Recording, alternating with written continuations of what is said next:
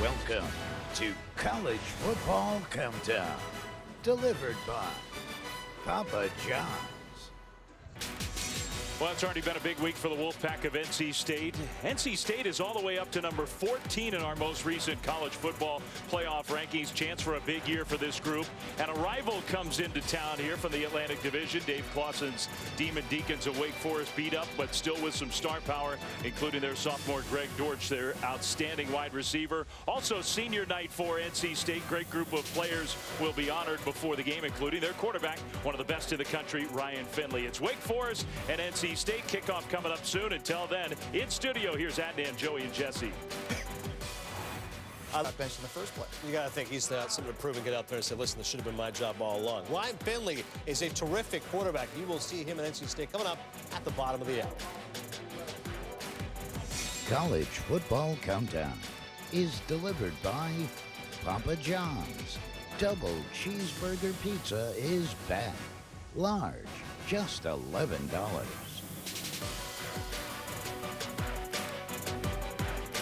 That's exactly right. Dumb and Dumber. They're not out. One game out.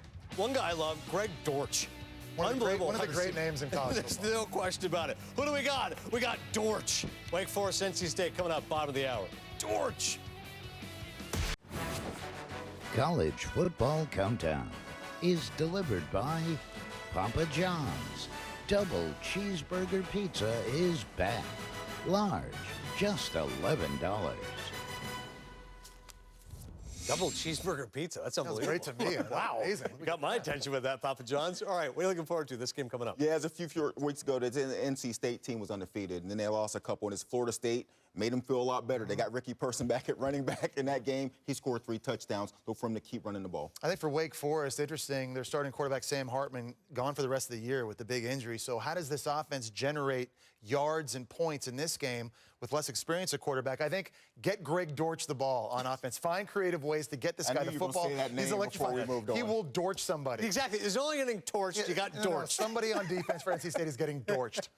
And Finley's a quarterback to watch. If you're an NFL fan, this guy's going to go high in the draft. Yeah, and I think that's why you brought in, who's calling this game? Dave Fleming's calling the game. and we're not sure exactly who else. That's the big surprise. I think the they big have the reveal same now. biological parents, though. And they played quarterback. Okay, very good teasers. Find out now who's with Dave Fleming. You're watching Veterans Week coverage on ESPN, brought to you by USAA.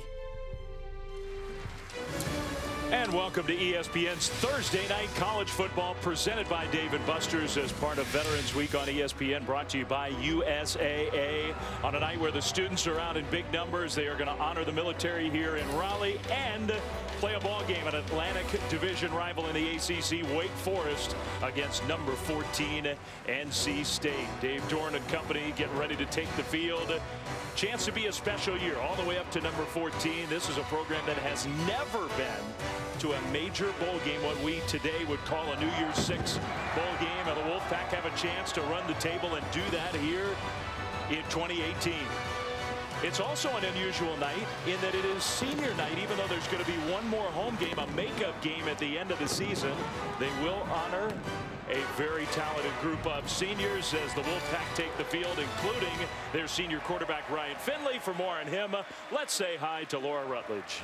Well, hi, Dave. And Ryan Finley is about to run out of this tunnel soon to be honored on senior night, as you mentioned. He said when he comes out and hugs his family, the emotion he'll feel is gratitude.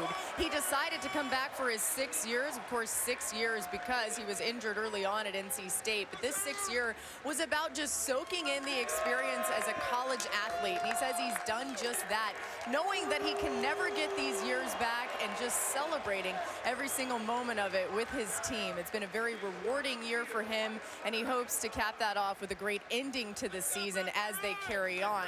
Now, he even got off social media, Dave, this year to focus in on everything he would enjoy with his team instead of being distracted by everything else. It's all about the Wolfpack tonight for Ryan Finley, Dave.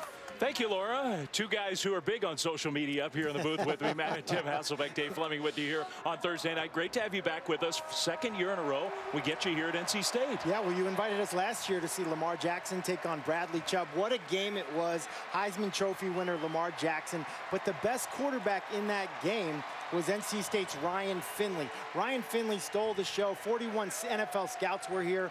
We were here, and there's a reason why they're back tonight. If you're an NFL team looking to draft a quarterback this year, this is the guy you have to do your due diligence on. He's the most polished quarterback in college football. Plain and simple, there's a lot to like about Ryan Finley's game. You know, you look at Ryan Finley, he's got an opportunity really to show a lot of people, to put his skill set on display. Getting honored here on his senior night. Let's take a look at some of the stuff as the fans give their appreciation to Ryan Finley. Some of the things, Tim, that he does well on the field. He can make all the throws, Dave. That's one of the things he can do. You want him to hit the go route. He's got the touch to be able to drop the ball in down the field to attack the deep part of the defense. You want to see him drive an out route. Well, he can do that from the far hash route. From the far hash, playing on time, in rhythm, ball to the chin of a wide receiver. That is outstanding. And if it's close coverage, don't worry about it. He has the back shoulder throw, which many quarterbacks have on Sundays, but Ryan Finley does it better than anybody in college football. Well, it's going to be fun for us tonight to watch him and to watch you two watch Ryan Finley and assess his play. The Wolfpack have a chance for a very special season. Kickoff from Carter-Finley coming up, and now a look inside Nissan's Heisman House.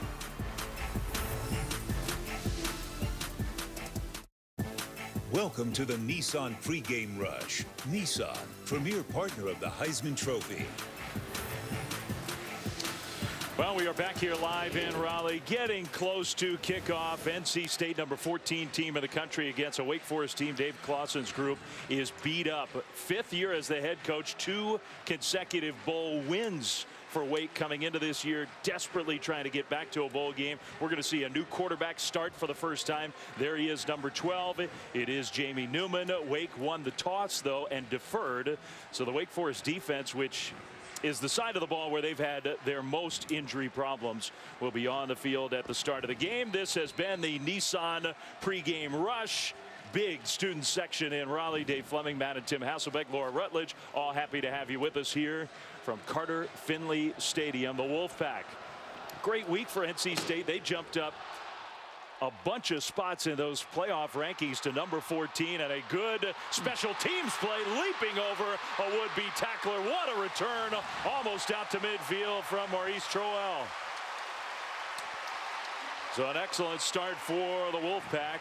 47-yard return, and that gives great field position for the senior quarterback Ryan Finley.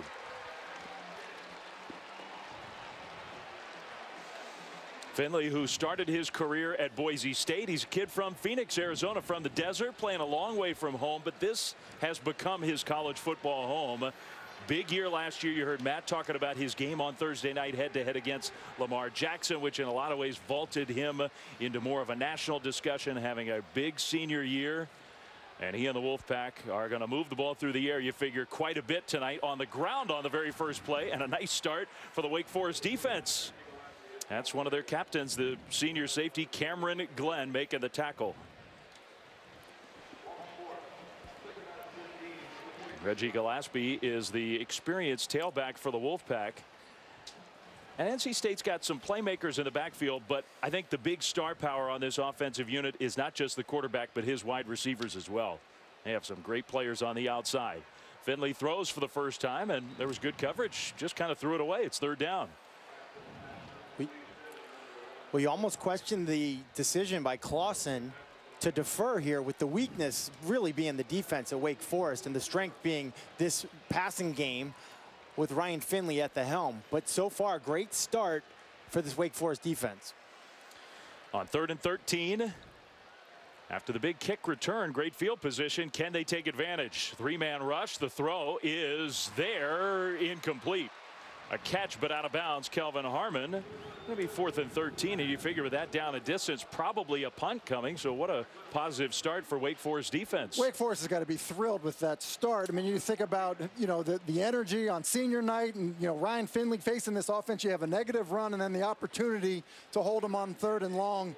That's a great first series for that Wake Forest defense that, as you said, Dave, has been depleted with injuries this season. And maybe the best overall player for Wake returns kicks. Greg Dortch, we'll see him a lot on offense. I think the Demon Deacons hoping that somehow they can spring a big play on special teams. They are big underdogs in this game tonight. Kind of a low line drive punt from A.J. Cole. It's going to bounce short. Dortch touched it, and the ball's on the turf. Now, that's not the kind of big special teams play that Wake Forest was looking for, and I don't know what that was. That was just a mistake, and it goes down as a turnover. Huge for the Wolfpack. Well, it's a great player, I think, trying to do too much. You mentioned Greg Dortch, the most exciting playmaker on this team. Really no reason to do that there. The indecisiveness cost him. And again, one of your best players, I think, trying to do too much. You've got a new quarterback, and they're telling you all week, hey, you got to be a difference maker. You got to do a little bit extra. And that's not the extra that they're looking for. And to be honest with you, you look at what Wake Forest defensively has to do now. Now it's a sudden change situation. You're back out on the field. But if there's one area this NC State offense has struggled, it's been in the red zone. C.J. Riley, the wide receiver, was the guy who recovered the fumble. This is Jacoby Myers, kind of a jet sweep style play, and there was nowhere to go. Maybe got a yard or so. The Demon Deacons defense swarming a little bit. Justin Sternad made the tackle. Dortch and his head coach not happy at all with the way that went down. You can understand why. Well, you need your best players to play their best if you want to win on the road in an environment like this. That's a tough start. So now the Wolfpack, after a 3-and-out and a punt, have the ball inside the 15, but it's second and a long 8. Gillespie gets the handoff right side, and he's got nowhere to go. Goes backwards. Sternad again. This is the guy with all the injuries and the shuffling on defense for Wake Forest. He is the guy who has stepped up more than anybody else. Well, the Wake Forest coaches pointed him out. They said, listen, this is a guy that's been out in an outside linebacker. Because of injury, we've asked him to come in and play inside linebacker, and he's figuring it out. He's actually a little bit better than we could have ever really hoped that he was. And, you know, the more experience that he gets, I think the better he's going to be playing. So now you figure it's up to Finley in the passing game on 3rd and 10. They can get a first down at about the 2. Some pressure comes. Finley over the top, and it is incomplete, knocked away. The receiver, Amezi, got his hands on the ball, I thought. But Amari Henderson was there, and he knocked the ball free. This is an outstanding play by Amari Henderson. You know, Ryan Finley puts it in a place where Amezi can go up and make the play. But look at that left hand of Henderson, just reaches in there, able to knock the football out. Wake Forest right now has got to be absolutely thrilled with how their defense has responded early in this football game. And look, Greg Dortch, he needs to go down and give Henderson a hug right now after that. 29-yard field goal try. So number 3, hoping that it's just 3, and it is. That's all the damage done from the turnover on special teams. And you can understand why Dave Clawson is excited with the way his defense has started down just the 3 points. You're watching the ACC on ESPN here from Raleigh, North Carolina. NC State, Wake Forest. The Wake Forest defense impressive in the early minutes. Their offense getting ready to take the field. Let's go down to Laura Rutledge.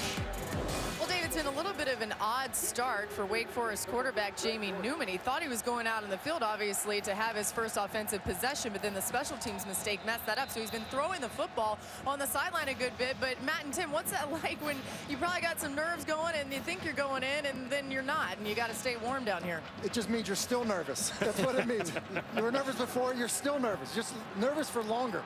Yeah, no kidding. So now the special teams, it's Dortch who made that mistake. He gets upended, hit hard.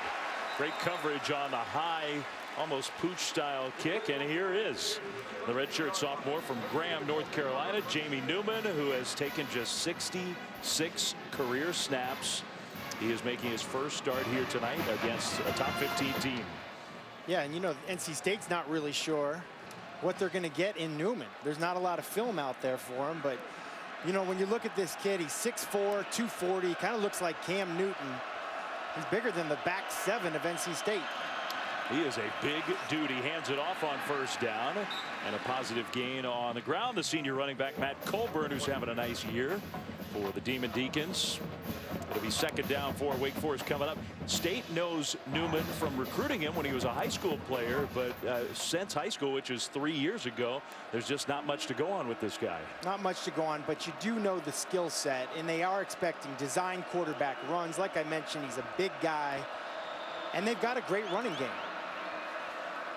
They are going to hand it off again, and Colburn with a nice cut upfield. He gets close, and it'll depend on where they spot him. I think he's just about a yard short of the first down. And you do figure that Wake's going to have to lean on the run game here tonight. Yeah, they are, and you just look at this short yardage situation. Matthew referenced Jamie Newman being a runner. This is the perfect environment for a quarterback run. You gain the extra blocker with the quarterback as the ball carrier. So Newman with that size, 6'4", maybe 240, holds it for a long time at what they call the mesh point, finally gave it to the tailback, and easily Colburn gets the first down. Well, this mesh point is so difficult to find the ball. If you're a defender, you're not sure. Is it a handoff? Is it a fake? Is it a play action? And Colburn is shifty. He's a slasher. He sinks into that line of scrimmage, a very patient runner. And when you have a running back and a quarterback who can both carry the ball, it's very difficult to defend. So 1st and 10 Wake. The first down on either side, even though we've got 3 points on the board. Newman pressured. He was going to look to throw for the first time, and he goes down. Takes a couple-yard loss. Isaiah Moore got to him from his middle linebacker spot. Tempo, a big part of Wake Forest offense. That mesh point stuff, but also tempo. Big question is, are they going to go as fast as usual tonight? Well, they're so fast. Sorry, Tim. 19 seconds per play, but with the defense as banged up as they've been, it might be in their best interest to slow it down just a little bit. Which is what it feels like they've done on this first drive. Not the same pace we're used to seeing from them. Second fastest team in the country in terms of how fast they run the offense. They're going backwards now. Colburn dragged to the ground. Dexter Wright, the safety, is going to be 3rd down and long. And for Wake's offense, this is what you cannot have. You cannot have the negative plays. With Jamie Newman as the quarterback, you're not going to be built, to be dealing with 3rd and long. And right there, Dexter Wright with a tremendous play in the backfield.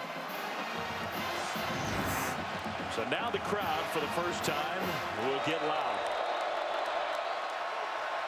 And a kid making his first career start at quarterback on 3rd and 15.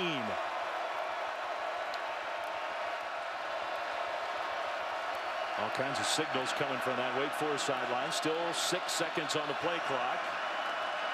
And they get the play snap. Newman in the pocket is going to go, and not just deep, but very deep, way overthrown.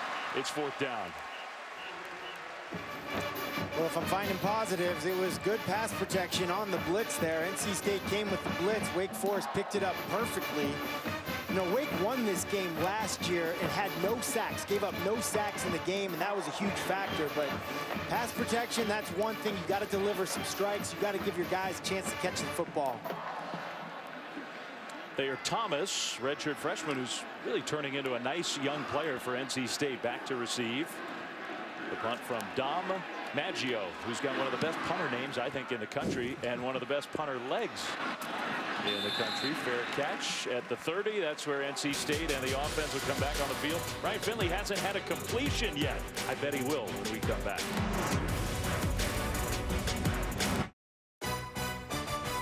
ESPN Thursday Night College Football is presented by Dave & Buster's, the only place to eat, drink, play, and watch sports. And in part by Nissan, premier partner of the Heisman Trophy. It's been quite a journey for the grad transfer, the senior Ryan Finley, going through senior night with his mom and dad here in Raleigh, a long way from home. Grew up in Phoenix. That's where his parents still live. Started his career as a true freshman back in 2014 at Boise State. And our College Football Award Spotlight brought to you by the Home Depot. He is an O'Brien Award semifinalist, leading the ACC passing yards per game. Quarterback rating leads the ACC, one of the top numbers in all of college football. The Home Depot College Football Awards show December 7th at 7 p.m. on ESPN. All those nice things said, they've had technically two different drives, and he has not yet completed a pass in this game. Yeah, and they haven't converted on 3rd down, and their average distance to go on 3rd down is like 11.5 yards. They got to stay on schedule. I don't care how good your quarterback and receiver combinations are. You can't have 3rd and more than 10. And expect to win a football game. By the way, there was a very late penalty on that punt, so 10 yards backwards for the Wolfpack. They get that right back, the first completion of the game to Emezi, and that's the first Wolfpack first down. Ended up being a 55-yard net punt with the punt, the fair catch, and then the penalty yardage tacked on. Still very early in this game. Wake Forest defense with two really impressive stops back-to-back because of a special teams turnover as the game got started. Now on the ground, a bigger hole and a better run. This is Ricky Person, the true freshman, still going. He has started to take more and more of the load in the run game. If he can stay healthy, they think he's got a chance to be a special player. Yeah, he adds a bit of a different dimension to their offense because he has more speed at that position. And I think they're trying to find new ways to get him touches throughout this game and obviously the rest of the season. So a 6-yard run for Person on first down. A little bit more what you guys were talking about, staying on schedule, handoff, and they're going to pitch it back. That was a great catch, actually, by Myers, a former quarterback who whistles one toward coverage. It's incomplete. NC State fans looking for a penalty flag. Considering everything that was going on there, maybe better for the Wolfpack that it just fell incomplete. Probably. Offensive coordinator Eli Drinkwitz is kind of known for this. They're called funk plays, and they like to do it. They've got a lot of guys that are high school quarterbacks or maybe even came to NC State and started out as quarterbacks, now playing other positions. And Jacoby Myers is one of those guys. Missed one of those funk plays last week. Had another chance there, but nothing was open. There's Eli. We always enjoy visiting with him, sort of picking his brain. It's 3rd down and 4. Finley in the pocket, throws, and that one is a little bit high, off the hands, incomplete. Trying to go to Emezi again. It's 4th down. And that's just a missed throw by Ryan Finley. I mean, it's 3rd and 4. Mezi's open on the quick out. This is a ball that you see Ryan Finley make a lot. You see him hold the defense with his eyes and just gets away from him.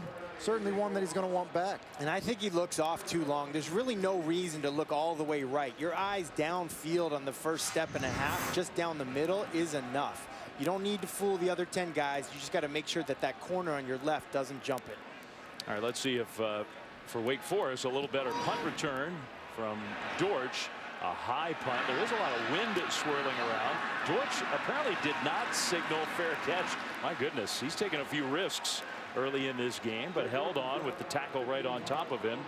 It'll be first down, Deacons. Saturday night on ABC with college football playoff implications and a game that I know you two will be watching very closely. Number 2 Clemson, they go to Chestnut Hill to take on your Eagles of Boston College, 8 Eastern, 5 Pacific. It'll stream live on the ESPN app. Clemson has been dominant, but is an upset in the offing, possibly, maybe. Hey, we're going to be watching in person. That place is going to be rocking. College game days there, Chestnut Hill. They've been there before, but I think we're even more fired up this time. Number 2 team in the country's coming in. Let's go, BC. Clemson has been so good lately. A supreme challenge for Steve Adazio's team. Newman faked the handoff and throws one, showing off that arm strength over to Scotty Washington for his first completion of the game. Wake's offense does a really good job with that mesh point you alluded to earlier, Dave, where look, that looked like run for, you know, a good bit of the beginning of that play, but Newman's able to pull the ball out, shoot it outside. Does a pretty good job for a guy that hasn't had a lot of, you know, live reps working that mesh point. Now that's how they coach offense in Winston-Salem, and they may do that better than any team in the country. A handoff after a bit of a high snap and some power running straight ahead from Cade Carney. That's more his style, and he got to the first down mark and a little more. 1st and 10, Deacons. Well, when you talk about their running backs, this guy's the truck. He's the hammer, not the nail. He's a 1,500-pound lifter. I don't even know what that means. They told me that. It just sounds like a lot. It means he's stronger than you is what that means. Actually, he's probably stronger than all 3 of us combined is what that means. But they said because of their injuries on the defensive side of the ball that he's such a great special teams player that he's not getting the touches at running back. They're using different guys because he's getting so many snaps on special teams. Carney will get another carry straight up the middle and lowers those shoulder pads. Got stopped just a little bit short of the first down. Well, this is what the coaches said. They said if he's got the ball and there's only one person, he's not going to try to avoid him. He's going to try to run him over. An awesome job on the trap block by Brandon Chapman there. It was. And there's a little bit of that quicker tempo that we're used to seeing from Wake.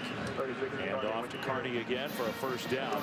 Remember, Sam Hartman, true freshman, last week broke his leg. He is out for the rest of the year. He had started all 9 games. There have been some ups and downs with Hartman, but a very promising future. That's why we got the first career start for Jamie Newman, who gets drilled.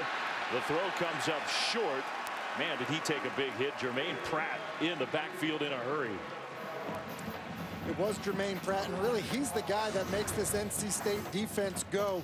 Moved from safety to linebacker, and he gets to the quarterback in a hurry. I think Newman's going to have an idea of where he is the rest of the night.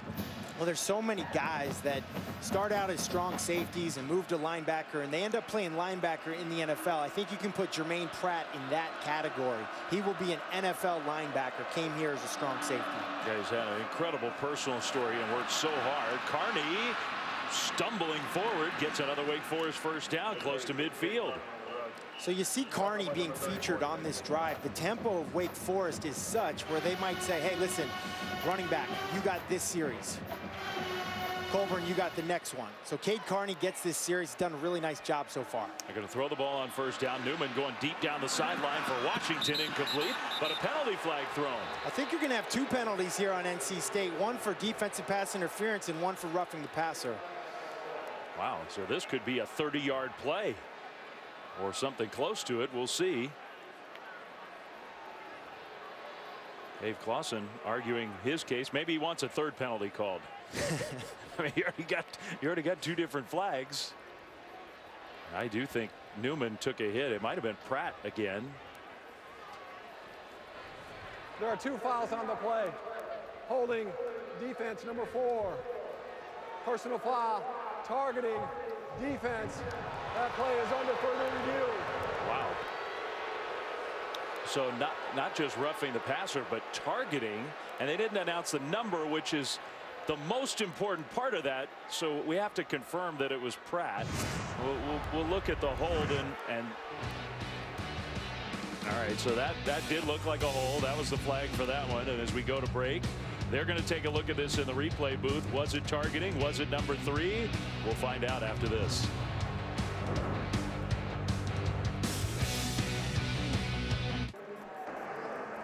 After further review, there is no foul for targeting. However, we will enforce the defensive holding. 10-yard penalty, first down. So that is, in the end, very good news for NC State. They had a chance to lose their best defensive player, Jermaine Pratt. One last look, and they said no targeting. That was a legal hit. They did enforce the holding.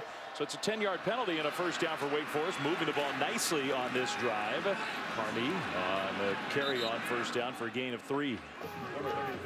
Wake Forest is doing a really nice job of switching up tempos. You know, sometimes they're hurry up, sometimes they're not. It's no huddle, but that doesn't mean you're in a hurry. No huddle can mean no hurry. This time, hurry. Newman got knocked aside, and he gave the ball to Carney. That play was sort of off schedule right from the start. Well, they lose a couple yards. It'll be 3rd down and long. One of the things with these long mesh points is if you get penetration early, and it just makes the decision hard for the quarterback. And I think Jamie Newman was fooled.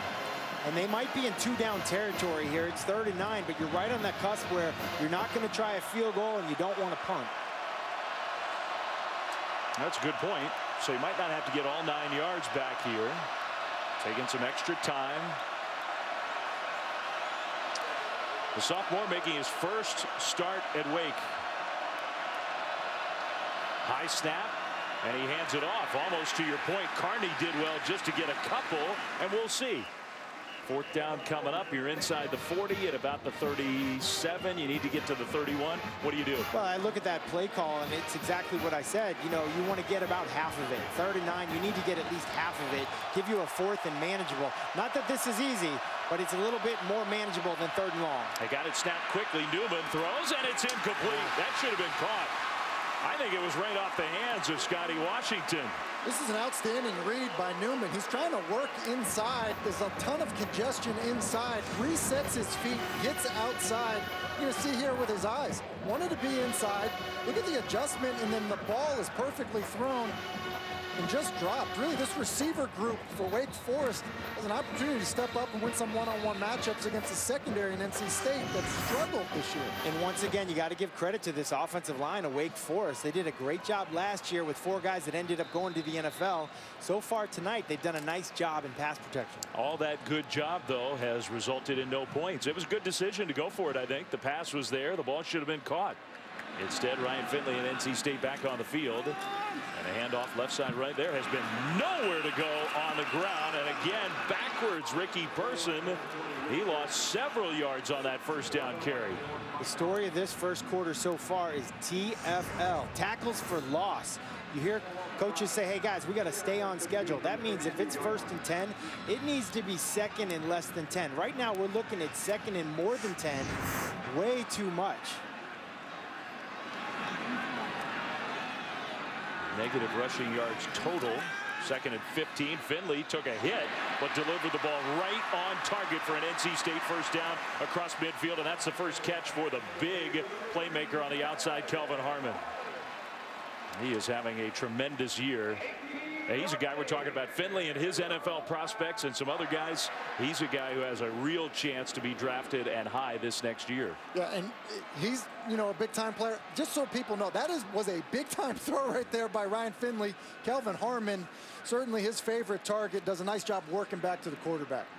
So maybe you guys pointed out a couple throws that were not normal Ryan Finley early. Maybe starting to get a little more comfortable. Downfield, and he's got a man. It's caught. That's Jacoby Myers. Well into Wake Forest territory, down to the 25. Well, this is a really nice throw. I don't know about the read. He kind of gets lucky here that the defender, the defensive back on that side, happens to slip and fall down. But sometimes when you're good, the ball just kind of bounces your way. Huge gain for NC State, trying to get back on track, but Ryan Finley did not start out with this, it didn't feel like he started out with his emotions in check. Play fake, and he's rolling out. Whistled one over there. That was a heck of a throw. Harmon inside the 10, down to the 8. That was a beautiful throw. Yeah, and this is the play right before us. We had the deep over that Matthew was talking about. Similar to what you see the Rams and Sean McVay doing. Deep post with a deep over. Good job of being the eyes for Jacoby Myers coming across the field. And again, Amari Henderson had a chance if he didn't slip, but I like the chunk play action. You know, the play action pass that Eli Drinkowitz and NC State has come out with this drive. Finley had completed one pass in the whole first quarter until this drive. He's 3 for 3 for 60 yards, and it's 1st and goal. NC State handing it off, and the ground game has just been a huge negative. And credit the Deacons. That's another TFL. Well, the thing it's surprising. I mean, this is an offensive line, especially the left side of the offensive line, that guys have a lot of experience playing together. You would think that you know, they would be able to get some movement, but it certainly hasn't been the case in this first quarter.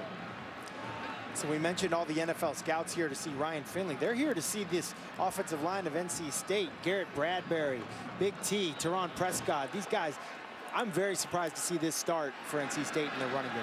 So it's 2nd and goal all the way back to the 13. Lost 5 on that run.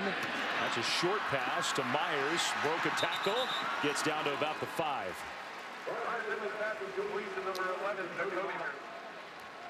Well, one of those big boys, and that is Prescott, the left guard, holding his right hand, right wrist. He's headed toward the locker room.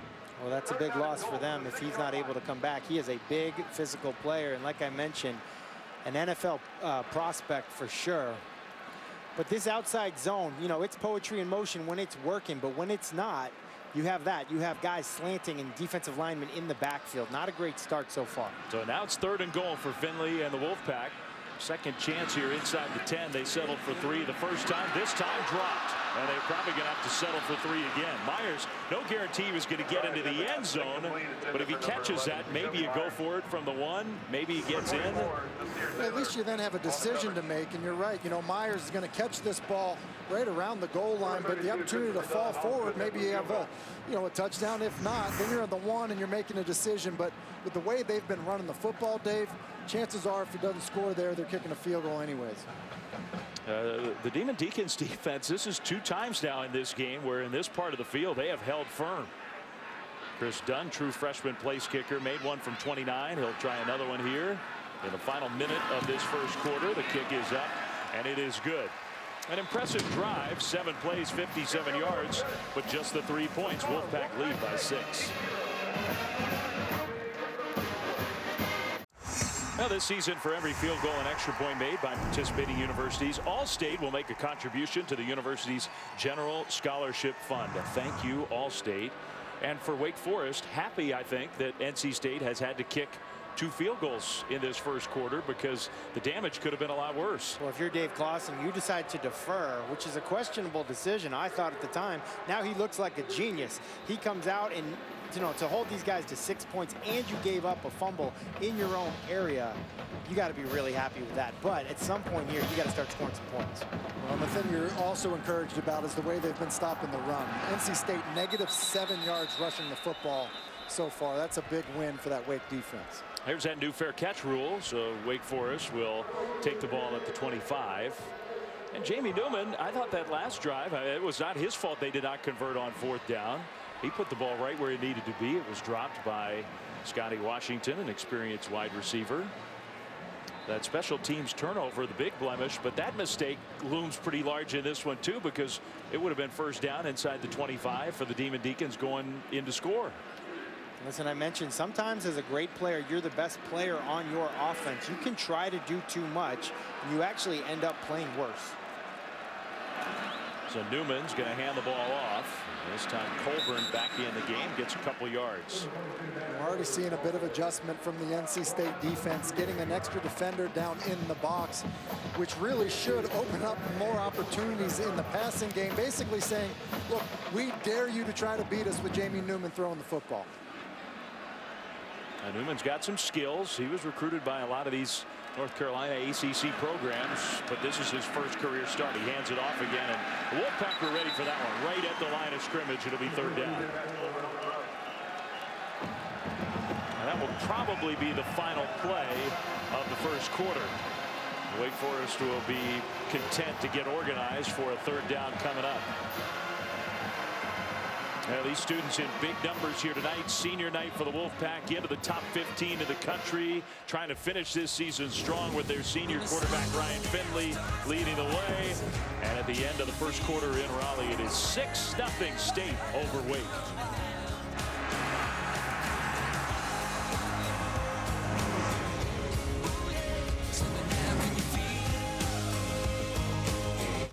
What are you guys doing outside? The game's on, and there's Bud Light inside.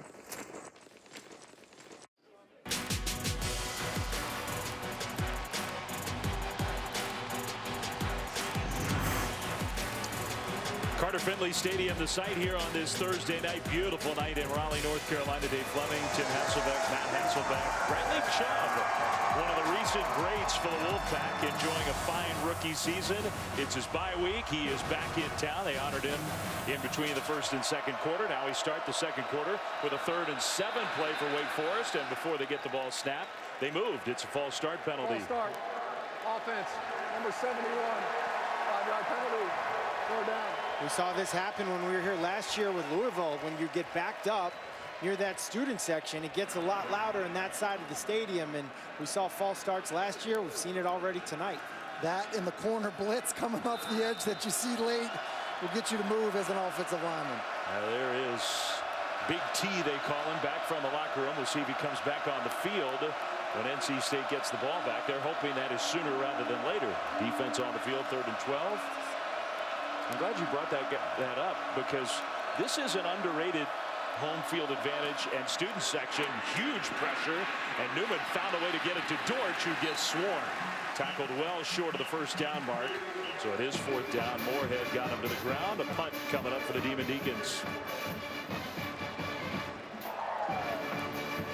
It's, you don't think of this stadium, this fan base, as creating that big of a home field advantage historically, but these last few years when we've been here, huge number of students, and they do make a lot of noise. I think they've done a really nice job in just being around town in Raleigh, just the school spirit in town. You could be 20 minutes out of town, people are talking about this game. I think Dave Doran's done a nice job of embracing that and trying to get that culture change as just part of the feeling here in the student section. He's giving out T-shirts before the game. Yeah, a lot of personal effort from the head coach. Short punt, and it takes an NC State bounce That will be down. Good field position for the Wolfpack. Let's go down to the field and Laura Rutledge. All right, Dave, one of the biggest stars ever in Wolfpack history right here, Bradley Chubb, and you were just honored as this entire stadium went absolutely nuts for you. You were hyping up the student section as well. What was that like for you to be back here? I mean, it's crazy just because I can remember back to when I was talking to Coach Dorn about changing the number 9 and the things that came with it, and now my jersey, my name is up in the Ring of Honor. It's crazy, it's surreal, and it's just a blessing. Coach Dorn took off his headset and ran over there to give you a hug during that ceremony. What does he mean to you? It means the world to me. He's just a guy that took a chance on a kid who was fresh off an injury in high school and just made sure that I just came here and just handled business, did what I need to do, and I'm forever grateful for that. Obviously, the energy, emotion in college is totally different, but now you're a player in the NFL. How's Denver been for you so far? Denver's been amazing. It's been treating me well. The fans are amazing. Working with some of the greatest players that ever played the game has been fun. So I'm just having a good time while enjoying my rookie season. You get a go Wolfpack or something? Go Pack. There you go. All right, Dave. Thank you, Laura. Thank you, Bradley Chubb. Great day. It's kind of cool. He flew a long way on his bye week to be here at his alma mater. Second down for Finley and the Wolfpack offense. And Finley, that one was dropped. Man, on both sides, we have had a number of drops in this first half. Well, when your offense is off track, you try to get back to your bread and butter, your basics. This is just a simple curl route. Perfect throw, hits him in the face mask, and I really can't explain what's going on tonight. I know these players for NC State are better than this. They've shown it on film. Could be senior night, it could be national TV, Thursday night. They're not playing very well so far. Have not converted to third down yet. Wolfpack, Finley, a little hesitation now.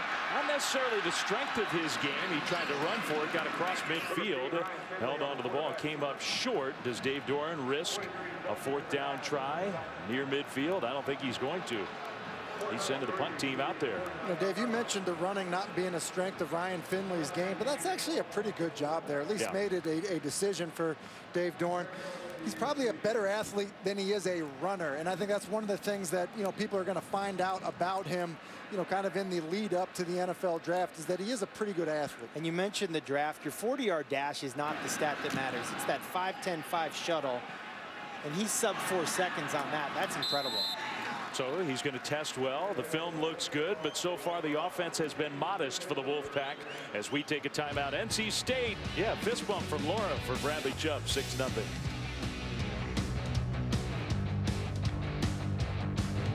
Plus, get more ESPN and download now. You can start your free trial. We are here live tonight from Carter-Finley Stadium in Raleigh, North Carolina. Some ACC football on a Thursday night. Wake Forest season, which has just been sidetracked with a whole bunch of injuries. Starting a new quarterback here tonight, but hanging in there against number 14 NC State. 13 minutes to go until halftime. 6-0 Wolfpack, just a couple of field goals. Jamie Newman will hand it off to Cade Carney, who breaks another tackle and breaks out into the open. Carney with the stiff arm outside the 35, almost to the 40-yard line. This is really well blocked by the Wake Forest offensive line. We're talking about this mesh point, but let's give some credit to the big boys up front here. Look at the patience by Carney. Obviously was able to break an arm tackle. That's well done. 28 yards, and now they go faster tempo. Newman, the big quarterback, will keep it. And that power running for him, he got 3, maybe even close to 4 yards on first down. And Wake Forest is mixing up their tempo. They're deciding, hey, listen, sometimes we're going to slow it down, give our defense a breather, and then other times we're going to come out and surprise you and do that normal tempo that we've been doing all year. And I think what happened is you had a break in the play because of a timeout, and then you had some success. I would expect them to speed it up when they're having success. Not going quite as fast on that one. He waited a long time to hand it off. Carney gets just a yard. It'll be third down. Okay, Carney, who played high school football with the now injured freshman quarterback Sam Hartman. And Carney has been a big-time leader on this team. He's having a nice first half. How many do you need to signal in the play? A lot for the Demon Deacons. You got 3 guys with those bright neon shirts, plus the cards. You got dummy signalers. That way you can't steal the signals. That one, nice arm strength, and the catch, and another missed tackle. First down and much more. Sage Surratt, the redshirt freshman.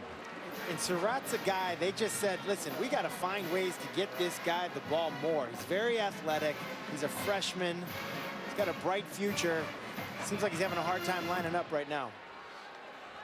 His brother, who plays quarterback for Carolina, we've seen him on Thursday night this year. Sage, the receiver. Carney, patient run. Close to the 25, but a penalty flag is thrown at the back end. Here's the third down play. It's that corner blitz again that we saw in the previous third down. Offense, number 23, 10-yard penalty. Kind of our explanation at the end of that penalty faded away a little bit there from our referee tonight, at a loss for words, but it is a holding penalty against Brandon Chapman, the sophomore tight end. So the big pass play got them well into NC State territory. Now the penalty moves them back to the 39. And I'm impressed with Jamie Newman recognizing the corner blitz. He doesn't have a ton of experience, game experience that is, and then Surratt, the freshman, recognizing it as well. Well done. It was. Newman in the pocket will go down. Now that's going to go down as a sack. Bradley Chubb will be proud on the sideline. James Smith-Williams gets there. It goes empty, and you see Jamie Newman just holds the football a little bit too long. Obviously, Benziger, the left tackle, kind of gets walked back into his lap, but Newman can play with a little bit more urgency. You can understand it's been a challenge for the Wolfpack. They lost 4 defensive linemen in 1 year, all drafted to the NFL, not just Bradley Chubb. So replacing those 4 has not been easy. Hasn't been quite the same year rushing the passer up front. Newman took another hit, but that pass right on target to Dortch. Not a first down, but makes third down a lot different. Smith-Williams got another hit on the QB. Well, again, you want to get about half of it back. You get these second and forever situations. You want to give yourself a third and manageable. And again, give yourself the opportunity to kick a field goal. You do not want to punt in this situation. So it's 3rd and 10. Newman throws over the top into coverage and almost intercepted. Great break on the ball by Moorhead, the safety. And he might be a little slow to get up. And Newman's eyes just bring Moorhead to the football, stares at Surratt the entire time, and because his eyes were over there, Moorhead is able to get a jump on the football, almost able to come up with the interception. Almost takes out his own guy. Ingram, I thought he really could have been flagged. There was definitely contact downfield while the ball was in the air. You hope he's okay. And it looks like Moorhead is the guy who got the worst of that collision between 2 NC State defenders, although Ingram's not feeling great either. So while they check on those 2 players, we'll step aside for just 30 seconds. 4th down coming up. What will Wake Forest do? Down 6-0. Be back right after this. From Raleigh, North Carolina, NC State playing at home against an Atlantic Division rival in the ACC, leading 6-3 over Wake Forest. And you know what? You guys can disagree with me. Wake Forest comes in big underdog, beat up, talking all about the injuries, quarterback making his first career start. I think the Demon Deacons have outplayed NC State so far. Listen, the defense has been phenomenal, and I think that Wake Forest needs to be really encouraged by how Jamie Newman has responded in his first start. It's not like they have had great field position, but I think that he's handled himself really quite well so far. And if you're NC State, you have not even converted 1 third down today. You came into this game 7th in college football in 3rd down, and you haven't even converted 1 today against Wake Forest, who's got so many injured guys. They're moving safeties to play linebacker, and freshmen at that. Very disappointing start for the offense of NC State. Now this kick toward the end zone. It'll be a fair catch, and we will go down to Laura Rutledge.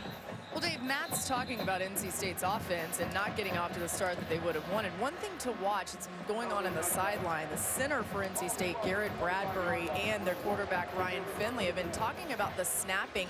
Finley saying that he's holding onto the ball a little bit too long, wants the snap to be quicker based on what Wake Forest defense is doing, and basically saying, I just want you to pop it to me. Well, I thought we've seen Ryan Finley kind of field some off-target shotgun snaps. That might be part of the issue, but really it shouldn't be what you're getting out of one of your best players and probably your best offensive lineman. Gillespie with a rare positive run. NC State's ground game has just been stuffed in this first half. He got 5 yards on first down that time. Well, going back to Bradbury, he and Finley are roommates, and he's one of the best players on this field. I mean, he's a guy that's got a bright NFL future, really good player, great reach blocker. In fact, a lot of people call him the reacher because he's such a great reach blocker, and that zone scheme is so important. But I'll say this, playing with offensive linemen throughout my career, sometimes they're dealing with something that you don't know about, broken fingers, sprained wrist, and it can affect that snap.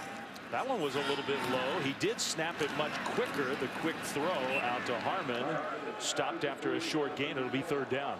You know, one of the things about the snap being accurate is that you end up having to, you know, right there's a good example. If you're trying to spit the ball outside and you see it's a low snap, you don't have the laces, the receiver's not looking at you, and you see Ryan Finley's just doing anything he possibly can to get the ball outside. That's interesting. We'll keep our eyes on that because, as you guys say, this is a very good player, an NFL prospect. Guy was a high school tight end, became a defensive tackle. They found a home for him on the offensive line. He's going to play in the NFL. That went back to Harmon for a 1st down, NC State. These are pretty simple passes, you know, hitch routes, quick out routes. They're making it look hard. For some reason, they seem out of sync. They seem out of rhythm. I really like this offense on film. It's one of my favorite offenses to watch. Very creative, very exciting. But so far tonight, feels like a trip to the dentist. That's the first 3rd down conversion for the Wolfpack in this 1st half. That's kind of amazing. They've had a lot of chances at it. Option style play. Finley will pitch very late to Myers along the sideline. Ryan Finley took a pop. I'm not sure that's the normal offensive design, but it worked. It did work, and one of the reasons it worked, this is an awesome job by Ryan Finley. This is it's a zone read option, and look at him press the defender, and then basically patience to the pitch. This is what I mean about him being a better athlete than you see as a runner, but you're right, you don't want to see him get hit like that often. Now they are reviewing this play, and I think what they're reviewing is whether that was a forward pitch, a forward pass. I think they also are looking if he ends up stepping out of bounds earlier. I felt like Myers' foot maybe was on the line before he was able to get his shoulder square and get up the field for a few extra yards. So maybe I'm wrong. Maybe they're looking at something entirely different. Well, I was so distracted. He looked like Darian Hagan pitching it to Eric Bieniemy out there. So I didn't see any of what you guys just saw. All right. So they will take a look. We'll come back shortly. 6-3 Wolfpack. Well, they were looking at 2 different things in the replay booth, and they did determine that this was a forward pass and not a legal one. So this play comes back. He did also step out of bounds before the 1st down, but that's negated by the fact that it was the illegal forward pass. So all the way back for 2nd and long from around the 38-yard line of NC State. Dave Flemington and Matt Hasselbeck. Laura Rutledge is with us. A handoff play with a Wake Forest defender in the backfield almost immediately. A great run from Gillespie. He made a lot out of absolutely nothing. It's a 1st down Wolfpack. And this really isn't Gillespie's game. I mean, he's more of a downhill runner. But you see the penetration by Basham, and then he just reverses field. It's an excellent run for a guy that doesn't typically come up with runs like that. You see NC State in the pistol. They mentioned yesterday that they were watching film of Peyton Manning in 2014. I feel like they get an advantage in the run game from the pistol formation. So far tonight, it's been kind of hit or miss. How'd the advantage work on that play? That was a miss. It doesn't always work, even the best of schemes and designs.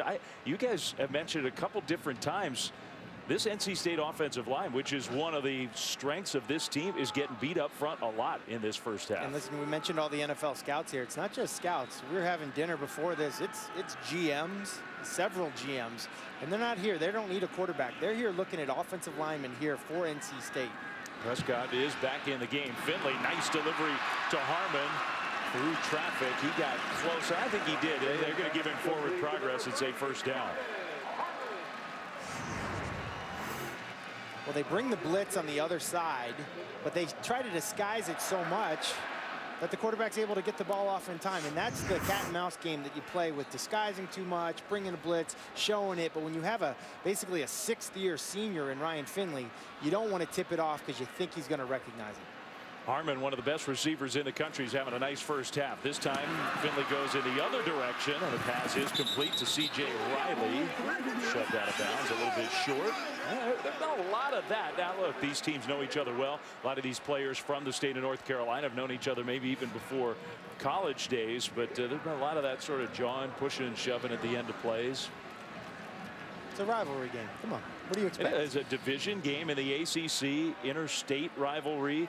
Winston-Salem just, I don't know, maybe an hour and a half up the road from here in Raleigh. They're in the pistol formation once again. Pistol meaning you're kind of in a shotgun, but it's a shorter shotgun, and the tailback is right behind the quarterback. Person, right side running, and Person gets the first down inside the 20, down to the 17. So if you're the offensive coordinator, or you're a coach up in the press box, you run that play. One of the things you're looking at is the backside end. The guy, the end man on the line of scrimmage. Is he honoring the naked bootleg? Right there, they did not honor the naked bootleg. All the guys went for the run. So don't be surprised to see a naked bootleg later in this drive. Well, listen, in the move the pocket plays is one of the areas where Ryan Finley has really improved. In the pocket this time with a lot of time. That one tipped up and incomplete. They say tips and overthrows. Gotta get those. I mean, those are opportunities when a ball is tipped up like that, and you're a team that's trying to make an upset here on the road. You got to find a way to catch the ones that they throw to you. He's really not open here. You know, he's not open, Matthew, but, you know, you hear Ryan Finley talk about 50-50 balls with these big wide receivers, or 70-30 balls in his mind, not 50-50, and just trying to give Jacoby Myers an opportunity to go up and fight for the football. Well, Jacoby Myers is not one of the bigger wide receivers. He's only 6'2". Dave Doran told us when he got here, they had the smallest receivers in the ACC, and he's tried to recruit taller receivers ever since then. This one, same kind of spot, a lot of contact. Here comes the flag. Glenn covering Myers, too much contact. And I mentioned Jacoby Myers. He's not the tallest, but he is shifty, and he's very, very tough to defend in the slot. Pass interference, defense, number 2. Penalty play, the ball be placed at the 2-yard line. First down. One of the captains for the Demon Deacons. And Cameron Glenn is a solid player. He gets there a little bit too early. And he didn't need to, Matthew. You see the depth of Strenad, the inside linebacker. I mean, he had help inside. There was really no need to panic and grab Myers as he's going to the post. State has not been very good this part of the field in this game so far. Had 2 red zone visits, have kicked 2 field goals. Gillespie in as the tailback. Finley keeps. Ryan Finley, touchdown. And he lays it in at the end of the play.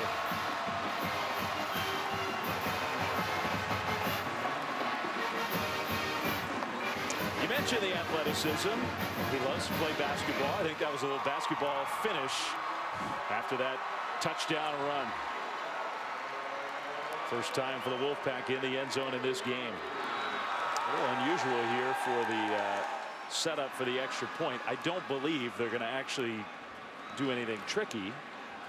Well, sometimes what you do early in the game, you see how they're going to adjust, and if you do have a fake, you want to go for 2 or maybe run a fake field goal. You know what you're up against. Because it's a short week, maybe not prepared to adjust to it.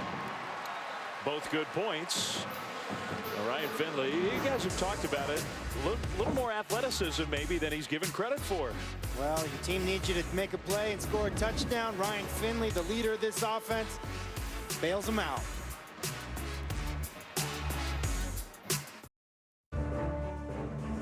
ESPN Thursday Night College Football, brought to you by USAA, insurance, banking, and investments tailored for the military community.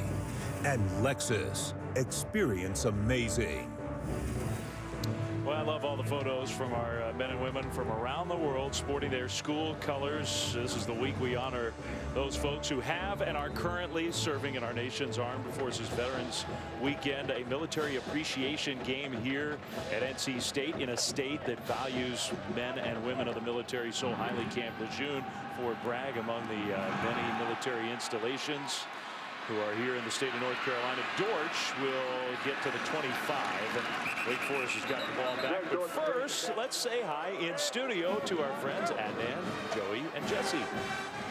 Yeah, I'm scared there's going to be some push-ups coming out of the half. Coming up on the Mazda Half to Report, Dave Fleming. We'll tell you about halftime pick. You mentioned Joey and Jesse. They're going toe-to-toe at picking the best games of the weekend. Spoiler alert, Joey does have a bit of an edge. Also, Notre Dame will preview the fact Ian Book will not be available. How does that affect the Irish offense? Brandon Wimbush. And what's going on in the state of Florida? Known to be a college football hotbed, there's some concerns, to say the least. All that more coming up at the half. Dave Fleming, back to you in the Hasselbecks. All right, Adnan, I'm going to ask the Hasselbecks if we had a push-up contest at halftime. Adnan, Joey, Jesse, who wins? I think Jesse looks pretty fit to me. Easily Jesse. Really? Joey is going to take that very personally. Well, you know, the only thing, Jesse Palmer's suits are so tight. I don't know if he could do a push-up without ripping one of those suits. They're like designer Italian suits. Yes. That's fair. Although, you know, speaking of sneaky athletic, I think Yes. Joey's still sneaky athletic. I think I've seen him dunk a basketball recently. Yeah, Joey gets after it still to this day. Maybe Adnan, the new dad, ×4. Maybe he's been working out. That's some movement and penalty flags. Deacons with 4 minutes on the clock. Offense, number 73, 5-yard penalty. Trying to answer the score from the Wolfpack. Dave Clawson's got a lot, I think, to be happy about in this first half, and yet through all of the positives for the Deacons, they're down 10. And you're kind of in no man's land here. Do you go with your hurry-up tempo? Do you slow it down? There's just under 4 minutes to go in this half. You get the ball in the second half. I don't think you want to turn the ball back over to NC State. And yet at the same time, you got to come away with some points. And a balanced offensive attack for the Deacons so far. 1st and 15. Newman throws that one to Surratt. Get the penalty yardage back, plus maybe an extra yard or so. And the corners for NC State are playing hard inside technique. That Sour Patch Kids is hard inside technique. Snickers is outside technique. That's what those signs mean, in case you were wondering. I was absolutely Skittles, wondering. I like Snickers here. I would What's play camel? Have you figured out camel yet? Have you figured that one out? Snickers with a camel. That's a trick play. 2nd and 9. Here it comes. Yeah, sure. Handoff for nothing. Right there. If I'm the coach, that's one of those you're not yourself when you're hungry. You got to go frog Snickers right there. Frog Snickers, which would clearly be the play action off of this on 3rd and long. Well, listen, I think you have to be careful here. You have a young quarterback. It's 3rd and long. The crowd is now getting into it. I think you have to be smart with your young quarterback here. I wouldn't be afraid to take a shot. These guys are stacking the box, even on 3rd and long. Hard inside technique. Look for an out route or a deep route. Got to check with the cards again. Let's see if we can find out who the real signaler is and who the 2 dummy signalers are. 3rd and 9. Newman hangs in there. That one was one of those, I don't know if that's an out route, but he missed Surratt. It's incomplete, 4th down. I think Surratt ran the go route and the quarterback threw the out route. They're trying to talk about it now. And we mentioned one of the things Ryan Finley does so well is throw that back shoulder fade. Here it just looked like a little bit of miscommunication. And again, the experience level is not there. Jamie Newman has not played a ton of snaps. He was not the starter until this week. Matthew, I think you're exactly right. I think that Newman's trying to throw a back shoulder fade there. Surratt doesn't look soon enough, and that's really a product of a quarterback and wide receiver not having the time to work with each other. And if I'm coaching a young quarterback, I'm telling him, listen, make it easy on the receiver. It's shoulder pad or higher for that guy. He's running full speed, and you're asking him to adjust. Kind of a low punt. Thomas rushes up and makes the fair catch. So the Wolfpack get the ball back. Time for our drive recap, brought to you by Enterprise. The last time the Wolfpack had the ball, it was an impressive drive. It ended up in the end zone. Well, and Tim mentioned it. Gillespie, not really known as this kind of a runner, but he had a nice outside run, and then Harmon's the guy that makes it go for them. The big penalty really set up everything at the 2-yard line.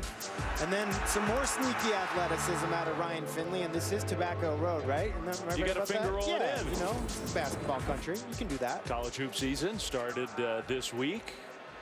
And these two teams, these two universities, always a lot of pride in their college hoops programs.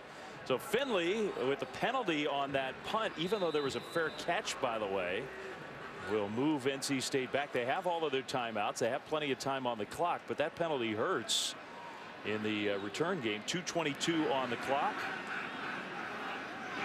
Finley from that pistol formation swings it out left side. Harmon tries to get a block, and he will get stopped short. A gain of 8. Let's go down to Laura. Well, Dave, you guys are talking about Ryan Finley's sneaky athleticism, and the guys on this team actually talk about it, Jacoby Myers specifically, that everyone gets annoyed with how athletic he is. Jacoby says he can still beat him in basketball, but Ryan actually takes him on left-handed in ping pong and beats everybody with his left hand. Not his dominant hand. So he's one of those guys who just ticks everybody off because he's good at everything that he tries. Kind of a passive-aggressive move right there. Finley. Yeah. But you know what, in all seriousness, you look at this opportunity here, a 2-minute drive situation. You have timeouts. You possess the football right outside, 2 minutes. And you're getting off coverage from Wake Forest. I mean, look for Ryan Finley really to just take the free access throws and slowly move this ball down the field. He's going to take one here and a turn to the outside, but a nice open field tackle that will keep that clock moving. And this is something like Tim mentioned, scouts are here. They want to see the intangibles. They want to see things that you can't just pick up on film. A 2-minute drive, body language, how he is taking hits. Is he slow to get up? Is he mixing the run? Situational awareness. Is he looking to the sideline to call a timeout? Well, they will use their first timeout. 1:31 on the clock. That run was stopped short, so they have to burn the timeout.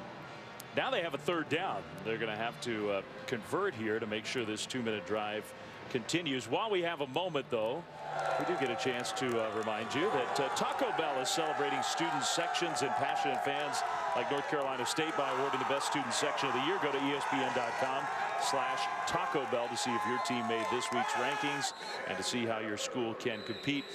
Maybe not as much drama on those rankings week to week as the college football playoff rankings.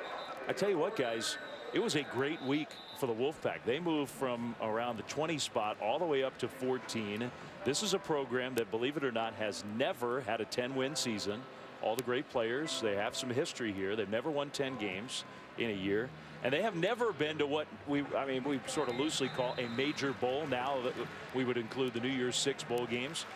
They probably need some help, but the Wolfpack have a chance to finish up in one of those New Year's 6 bowl games if they can run the table at the end of the year. And they have an opportunity to go undefeated at home, which is something you try to establish when you're trying to establish a winning program that wins consistently. You're right. They haven't done that in a long time. The long throw to Harmon. That does convert the first down. Keeps the drive going. Clock will start here in just a moment. And this drive reminds me, Tim, I don't know if it reminds you, but the Packers, the Patriots, free access, death by 1,000 paper cuts, just taking what the defense gives you, not getting bored. This is what you see Aaron Rodgers and Tom Brady do in 2-minute situations. Ryan Finley's doing the same thing. And listen, don't let the time on the clock necessarily dictate where you go with the football. Take the free access throws, and don't be surprised if you see a double move. All of a sudden, Wake gets aggressive. Harmon went out of bounds, but because he got shoved, they kept the clock rolling. Now Finley goes down and takes the sack, and the Wolfpack are going to have to burn their second timeout. So that's a very big play. Cameron Glenn, the safety, got there. Under a minute to go, only one timeout remaining, and 3rd and long coming up. Well, Tim mentioned it. They were going short, and they tried to take a shot. Finley holds onto the ball apparently too long, and you don't want to take a sack there. That's a situational awareness situation. You got to be strong in the pocket, get that right shoulder upfield as quick as you can, and avoid the sack and throw it away. Sometimes the best thing you can do is live to play another down and get rid of that football. Well, in that instance, you would save the 2 yards, but most importantly, the clock would stop. You would save your timeout. I think one of the frustrating things for NC State is just looking at how this offensive line has played so far. I mean, you look, Justin Witt gets beat on the sack there. That's Cameron Glenn coming around the corner for the sack. And you see these Wake defenders kind of lined up all over the place. Cameron Glenn's been playing free safety, and now he's playing down in the box. 3rd down and 12. Finley almost threw an interception into coverage, and that probably should have been picked. Jasir Taylor, the sophomore, got his hands on it. Well, this is once again an outside-in read. If you're throwing a comeback, you cannot miss it inside. He misses this inside, a little pivot route. And again, we said it earlier, tips and overthrows, got to get those. The other thing is catch the ones they throw to you. He gave you a gift there. Make them pay.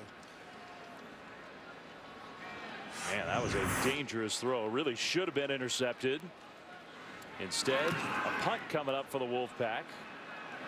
A short punt. Down close to the 20-yard line. 43 seconds. Timeouts for Wake Forest. We'll see what they decide to do. Ryan Finley shaking his head as he has to go to the sideline. That 2-minute drill did not work. Tomorrow on ESPN, 7th Annual Armed Forces Classic, honoring our veterans and our current American heroes. Arkansas, Texas from Fort Bliss Military Base in El Paso. 7 Eastern, 6 Central, live on the ESPN app. First Armed Forces Classic game being played on mainland U.S. soil. Will be quite a scene. I will be there. Fort Bliss, the largest military installation in the United States. The base itself is bigger than the state of Rhode Island. Wow. I've driven through Rhode Island in traffic. It felt big. Here's a handoff straight ahead for Carney. And probably Wake Forest is going to be content to just take this into the locker room. I think that they probably should, and if you see what they're doing here, I believe it's the right decision. You've got to be thrilled if you're Dave Clawson about how your defense has performed in this first half. I mean, that's really their big concern, was how banged up they are. Guys playing on different positions on a short week. Good effort so far. Wake Forest gave up a turnover on special teams, gave up good field position all first half long, and only allowed 167 yards to this powerful NC State offense, and just the 13 points. I think that's a win. It is. And the Deacons will have the ball to start the second half. So 13-3, that's our halftime score. Adnan and company, some push-ups, but also some college football talk in studio. All right, Flem, thank you. Mazda halftime report. Thank you for backing me on the push-up conversation. Joey's definitely taking it personally if the Hasselbecks don't think he can bring the heat, but he can dunk a basketball. There's no doubt about that. All right, Wake Forest is down right now. They've got some work to do, but only down by 10, Jesse, so that's a good news. Yeah, Wake Forest in this one. Obviously, they fumble the first punt. They spot NC State 3 points, but their red zone defense has kept them in it. And with an inexperienced quarterback like Newman, I've been impressed with their ability to get the run game going a little bit early. Colburn and Carney have been able to find some creases up front and make some yards. That's going to be critical later on in this game. You got to try and get NC State to load the box to open up easy one-on-one throws for Newman to the outside. Really impressed with this decision here by Newman. Corner blitz, he sees it, he knows where his answer is, spits it outside. I think also Greg Dortch, guys, has to get more touches. Only 2 touches in the first half of this game. He's one of the most explosive players in the ACC. This coaching staff has to find creative ways, Joey, to get Dortch going, whether it's carrying the football or catching it. And Ryan Finley's only 14 of 23. His 1 touchdown was a running touchdown. So you expect him to get going more in the second half. This is a team that's pretty good offensively, but it all starts with Ryan Finley. Just doesn't look comfortable in this game, but expect him to come out in the second half a much better second. Finley has to do more push-ups. I think that's what it's about, right? It's physical conditioning. It's about push-ups. Just get it done. Absolutely, yeah.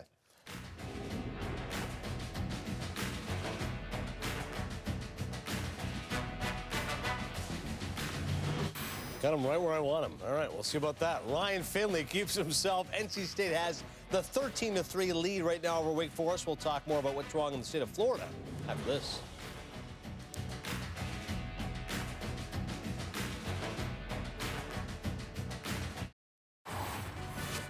This halftime report is presented by Mazda, proud to support ESPN College Football and the athletes that inspire all of us.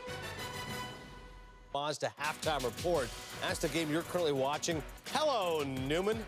Preston and duty for Wake Forest and being brought down here by that NC State defense. 10-point edge right now for the Wolfpack.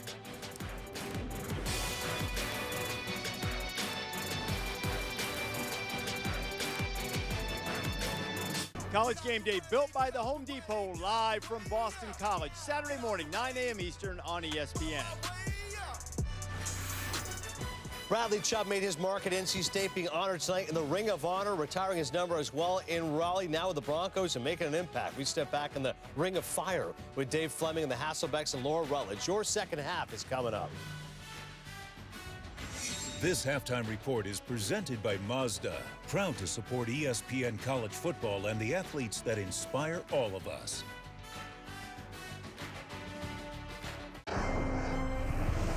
You're watching Veterans Week coverage on ESPN, brought to you by USAA. Welcome back to ESPN's Thursday Night College Football, presented by Dave & Buster's as part of Veterans Week on ESPN, brought to you by USAA. The Wolfpack, number 14 team in the country. Maybe not the result they expected in the first half. They do have the lead 13-3 over their rivals from Wake Forest. Dave, Matt, Tim back with you here as we get ready to start the second half. Guys, we pumped up the NC State offense of their quarterback, Ryan Finley, for good reason. They've been explosive. not so much in the first half. No, they've had great field position, but they've really struggled. They haven't been able to run the football.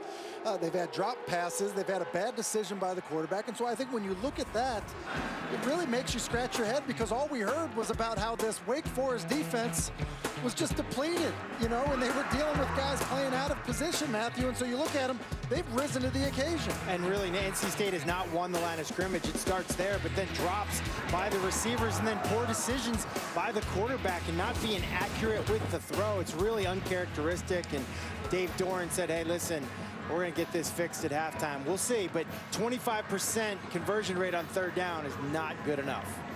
And the point that you guys were making, that average field position was excellent. They did not take advantage of it. Touchback for the Demon Deacons. Let's go down to Laura Rutledge. Well, talking to Wake Forest head coach Clausen, he was saying, Dave, that when he saw Jamie Newman out there, he realized that his quarterback was really comfortable, a little more comfortable than he expected in his first start. He said the moment was not too big for him. He said the most important thing was that Jamie didn't lose us the game in the first half, but he said now he needs to win us the game. And that was the message at halftime, be a little more aggressive. He said he got a little more comfortable passing the ball. They're going to need to do a little more of that, Coach Clausen says. I'll get Matt and Tim's reaction to those comments here after our first down play. Interesting from Dave Clausen, who his team did a lot of good things in that first half. Big underdogs, undermanned with the injuries, starting quarterback, making his first career start on first down, no gain. Well, I would agree with Coach Clausen's assessment of his quarterback. I've been impressed with kind of his poise in this situation. It's been a fairly hostile environment. And, you know, in his first start, I think that he's done a good job. But Clausen's right. He's going to have to help them win this game by making some plays. 2nd and 10. Option style play and a great move. Newman on his feet. Here's a big run coming. Out to midfield, he will go out of bounds, but Jamie Newman, that looked like it might be a negative play. Instead, a gain of 26 yards. Well, NC State has opened the door and given Wake some hope. And Jamie Newman, we mentioned he's a big guy. He's about the size of any of these linebackers for NC State, but here's a guy that's seizing an opportunity, and they didn't know what they had in him, but I think they're finding out. Pass gets knocked down at the line of scrimmage. One tiny point to make. You saw at the end of that play, Newman, for such a big guy, just kind of duck out of bounds. I think part of that is they have no quarterback depth. And I guarantee you that his head coach, his offensive coordinator told him, we cannot take big hits in this game. They got to keep Newman healthy. Well, and that's something you want from your quarterback all the time. But you're right. This team has been decimated with injuries, both at the quarterback position, the linebacker position. But I don't know what they have, and they're not sure what they have behind Newman. How about a slant just fired in there to Alex Bachman for a gain on 2nd down. And what's impressive about that throw, it's one of those RPOs. It's a run pass option. The ball comes out of the belly of the back, but then it's into the body of the wide receiver on in-breaking routes. That's what you want to do. And that's really well done. So far, this young quarterback that needs to make plays is making it. Into NC State territory, a handoff on 3rd down and short, and that will be enough for the first down. Matt Colburn. I like the fight I see in this team. I mean, Jamie Newman, he's had some adversity in his life. It's well documented, and this kid has come in with poise, showing he's a good, tough player. Matt Colburn, same thing. Really impressive start by Wake Forest. Injured Wolfpack player down. That's Laurel Murchison, who has been one of their very best players up front. So the Wolfpack trying to replace all that NFL talent up front, getting a little thin on the defensive line.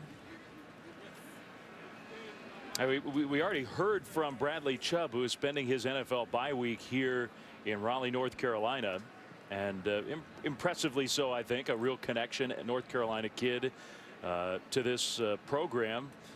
But the defensive line talent wasn't just Chubb last year. That's pretty remarkable. All 4 starters on the D-line last season for the Wolfpack all got drafted in the top 4 rounds. And playing well. B.J. Hill's a guy, he's as solid as they come, playing right now for the New York Giants. And you know, I think these guys have had an impact on the guys that are currently here. You mentioned Bradley Chubb. He could be anywhere during his bye week. He could be in the Bahamas. He's choosing to be back here, Raleigh, North Carolina. And I think that's the atmosphere, the culture that Dave Doran has established here at NC State. So after the injury, 1st and 10, Wake Forest. They'll hand the ball to Colburn. Nice cut down into the open. Colburn first down inside the 25. And one more broken tackle away, maybe from the end zone. Really good job again by the Wake Forest offensive line. And, Colburn's just a nice fit for this offense. That mesh point, he's patient, at the beginning of the run. And then as soon as he sees it, he's able to just lower his pads and get up the field. You mentioned the broken tackle. I mean, arm tackles not successful against Colburn with that low center of gravity. A second starting D lineman, 2 plays in a row. NC State seeing a defensive lineman down and hurting, this time James Smith-Williams. So as he tries to get up, we will step aside. He's not going to get up, at least for now. Just a quick break. 13-3 is the score. Wolfpack. James Smith-Williams, we hope that he is okay. We'll be back right after this. You're watching the ACC on ESPN. And a game of the ACC that has significant implications on both sides. NC State trying to finish with what you could argue would be their most successful football season ever, despite losing all that talent from last year's team to the NFL. Meanwhile, Wake, they need to find 2 more wins in 3 games to get bowl eligibility. Wake Forest has won, and not just been to 2 bowl games in a row, won 2 bowl games in a row. And the Demon Deacons on the move. A short pass on first down, well defended by the Wolfpack.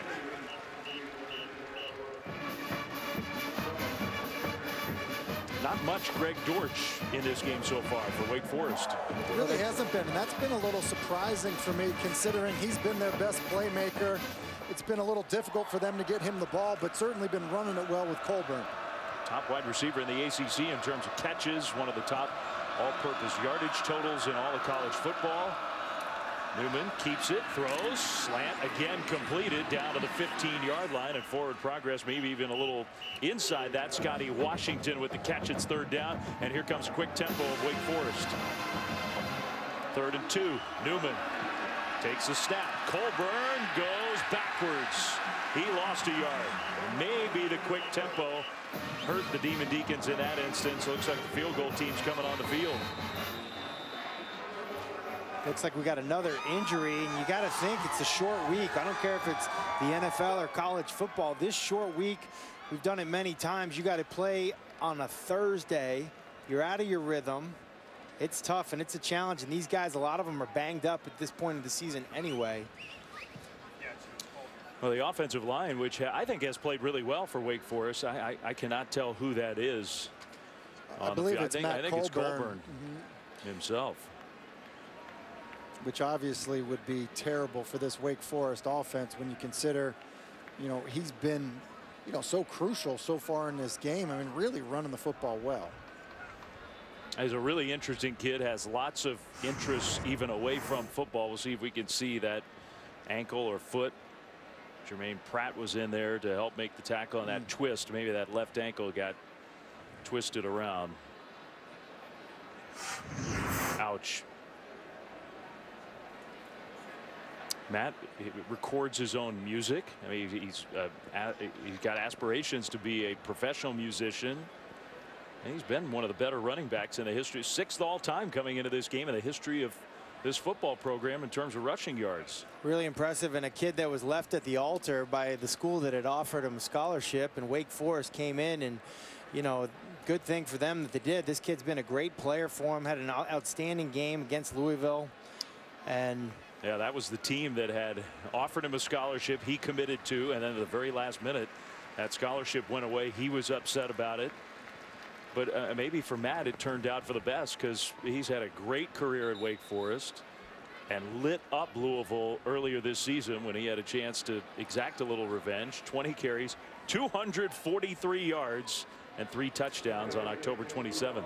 And he's a smaller guy. He's 5'9". But he's stout. I remember playing with the Seattle Seahawks, and our linebackers would talk about going up against Darren Sproles. We're like, hey, listen, can't find the guy. He's coming around that pulling guard. I don't even see him. And then all of a sudden he's by me. And I think that's some of the shiftiness that Colburn brings to the table.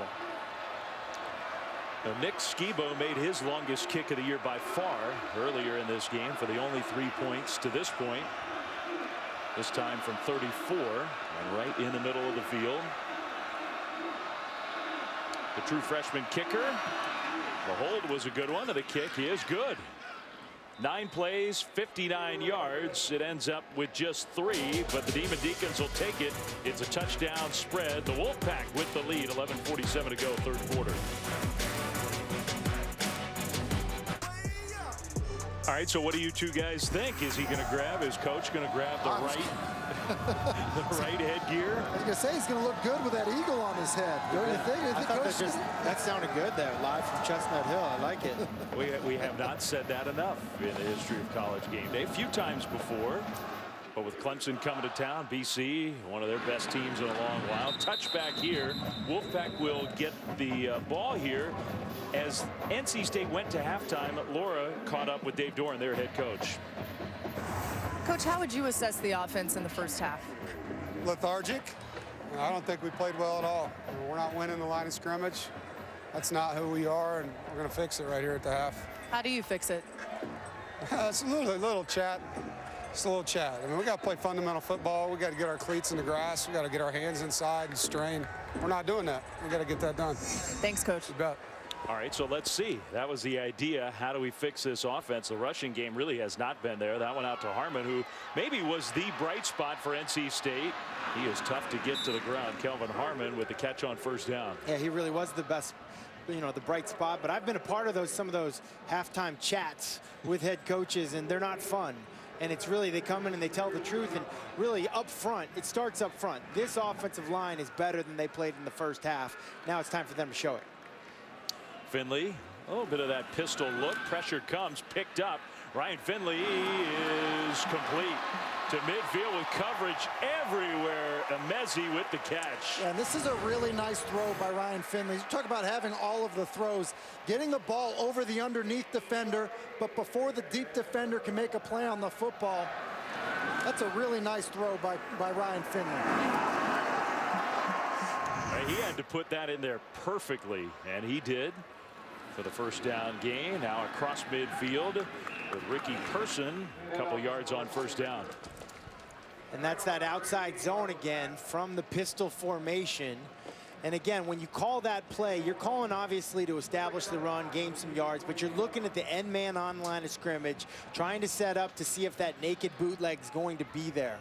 Typically he goes to the right, not to the left, but they're setting that up. One thing that the offensive coordinator for the Wolfpack likes to do, setting plays up early in the game that can pay off later in the game. Eli Drinkwitz, one of the best in the business. Another catch for Harmon, and a lot of those. Harmon now with 10 catches and close to 100 yards in this one with a long way to go. Yeah, one of the things Wake Forest is doing, they're just playing off coverage, and so that's what we were talking about in the first half, these free access throws where you just spit it out outside. And I think what North Carolina State is hoping for is for some of these big wide receivers to break a tackle and make a play after the catch.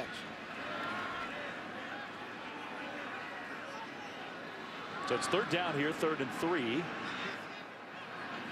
Gillespie back in, and the Wolfpack are going to take some extra time here to get organized.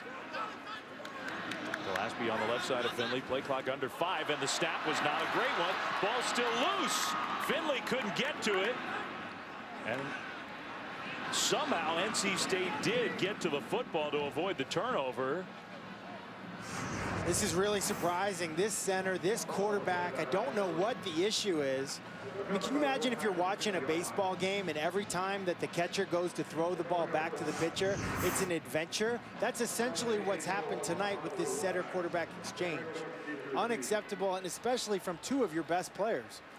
It has been a real struggle. Garrett Bradbury with all the scouts here, lots of them you guys talked to before the game, coming to see him. And instead, it has been a struggle for the offense as a whole, but also for just the center quarterback exchange. This should be pretty basic, shouldn't it be? Well, I just got to think that someone's hurt. They're banged up.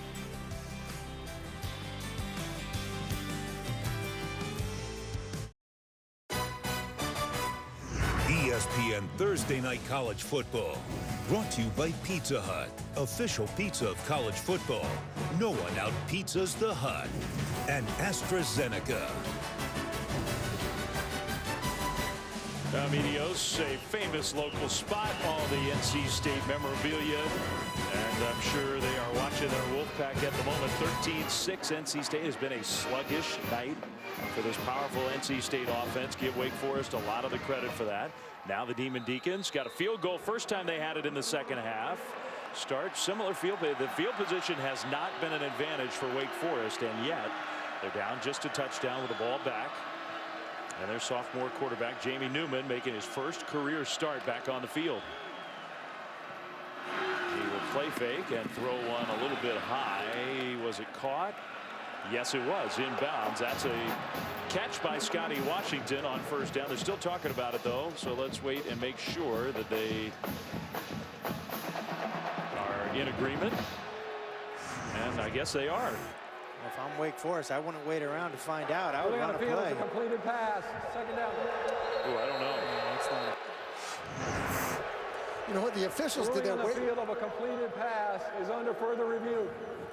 Wake moved so fast that the officials were taking their time. I mean, Wake was ready to go. The officials are still talking about the Which play. I think that is okay in an instance like this. We had a play last week that was a significant play. Central Florida and Temple, UCF and Temple. And the replay officials wanted to stop play and look at a big gain in the passing game and couldn't get the buzzer hit quickly enough, and play moved on, and it was a missed call. So I think in the quick tempo era, if you're going to review stuff, Washington, I mean, I'm not even sure that he cleanly caught the ball, let alone got in bounds. No, he didn't. In that game last week, I don't think there was any defense being played. This game here, I think we expected to have a game like that offensively with the statistics coming in, but it's been more of a defensive battle today, and miscues with the offense, particularly not catching passes that hit you in the hands, and just even the center quarterback exchange. That has been surprising. Rain starting to fall. By the way, that is definitely not a catch now that we've seen those extra looks. I mean, that's not even close, is it? So, no, it's not. After further review, the ruling on the field is an incomplete pass. Second down. And a lot of times, you know, in college football and the NFL, you'll have one or two words, code words.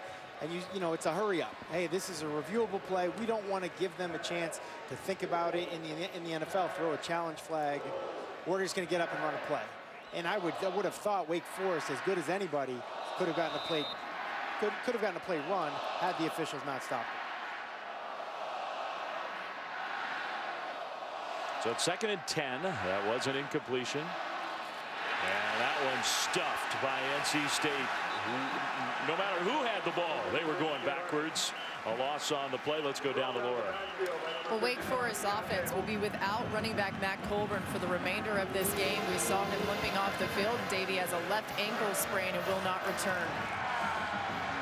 No good for a guy who's a leader on this team and a great football player. 3rd and long. Newman in the pocket. Newman will go down. Nowhere to go with the football. He takes the sack. And the NC State defense, one of their best sequences of the night. Yeah, and this is where the game can start to feel like you're playing uphill for Jamie Newman. You lose your starting running back. You're on the road. It's loud. It's raining. And now you're in 3rd and forever. And here comes that pass rush. And so, you know, you hope at this point, if you're Wake Forest, you can kind of get that offense reorganized in between series here. And sometimes when you lose a player that means so much to your team, like Colburn does, it can just kind of suck the life out of the sideline. That's when leaders got to emerge, refocus the team, and get everybody back on track. Maggio, the punter, will line one short, and it's going to be a running catch in Wake Forest territory. NC State, more great field position for the Wolfpack. When we come back, leading 13-6 here, 7:30 to go, 3rd quarter.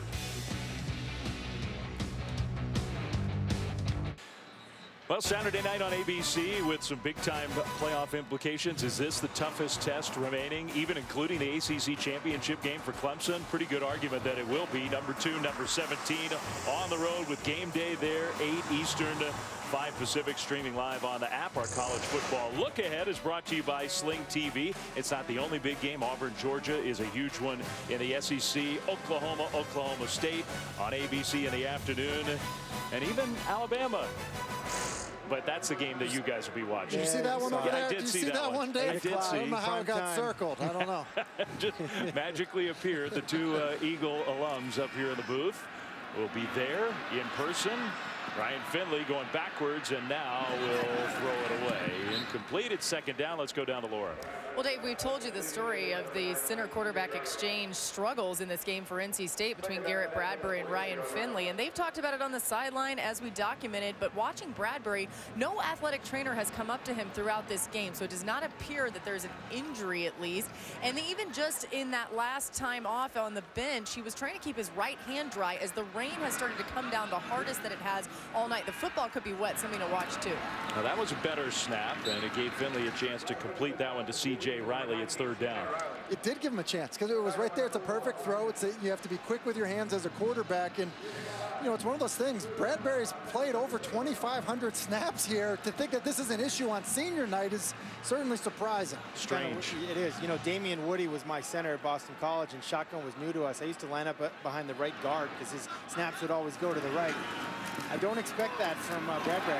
Well, what a throw and catch. Myers on third down right at the line, and I think he got it. That was good coverage. It was really good coverage. Ryan Finley has to kind of double clutch this. There's a saying, there's no defense for the perfect throw. That was a perfect throw. It's great coverage. And sometimes you just got to tip your hat to the offense. It's so unfair for these defensive players, what they're asked to do, how they're asked to cover. With the rules, officials are quick to throw flags. That was really well done, both offensively and defensively there. So 1st and 10, handoff. Gillespie tripped up. The run defense for Wake Forest, I have been super impressed.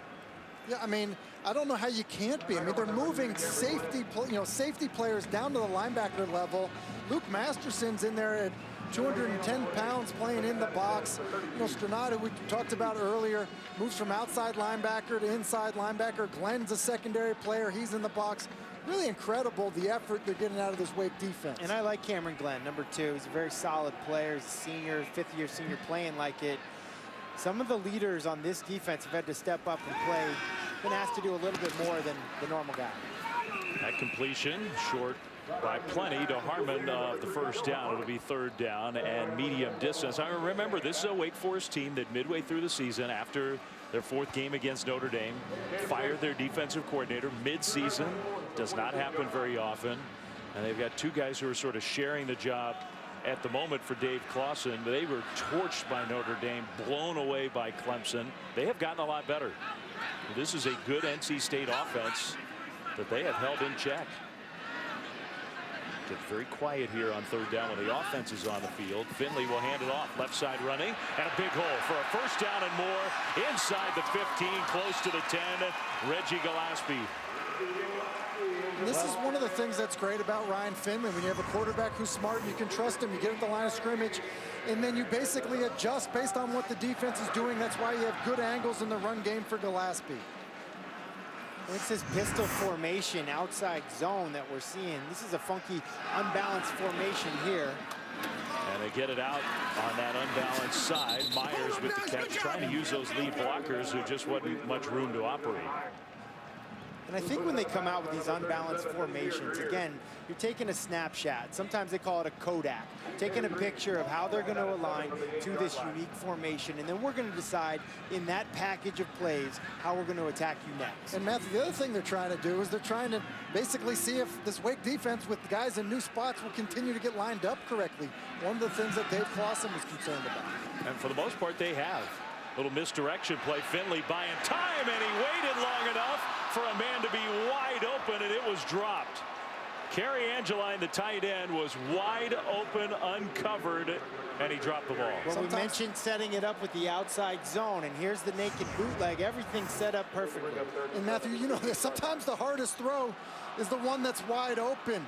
St. Bassie falls down, and the ball's a little bit underthrown, and Angeline just needs to go down, cradle that into his body. It's just been that kind of night for the passing game a little bit for NC State. 2 things can be true. It was not a perfect throw, and the ball needs to be caught. That was a touchdown. And it hit him in the 6. Yeah. 3rd and 7. Finley. That snap was not quite perfect, and I don't know if that interrupted the rhythm of that play or what. But that play stopped well short. It's 4th down. C.J. Riley with the catch. Finley is frustrated with a bunch of different things. I thought the snap again was not great. It's not. I mean, it's away from his body, and you said, maybe affect the timing of the play, Dave. You're exactly right. It 100% did. When you're throwing these wide receiver screens, you're just trying to get a good enough grip on the football to spit it out quickly. Bad snaps prevent you from being able to do that. Now, that was the first time I noticed Bradbury there shaking that right hand. Low field goal try, and just good enough. Wow, that was unconventional from 23 yards out. He'll take it. 3 points. Well, this is not what you're looking for in a field goal hold. We mentioned it's getting wet. The ball's slick. Nice job by the kicker getting it done.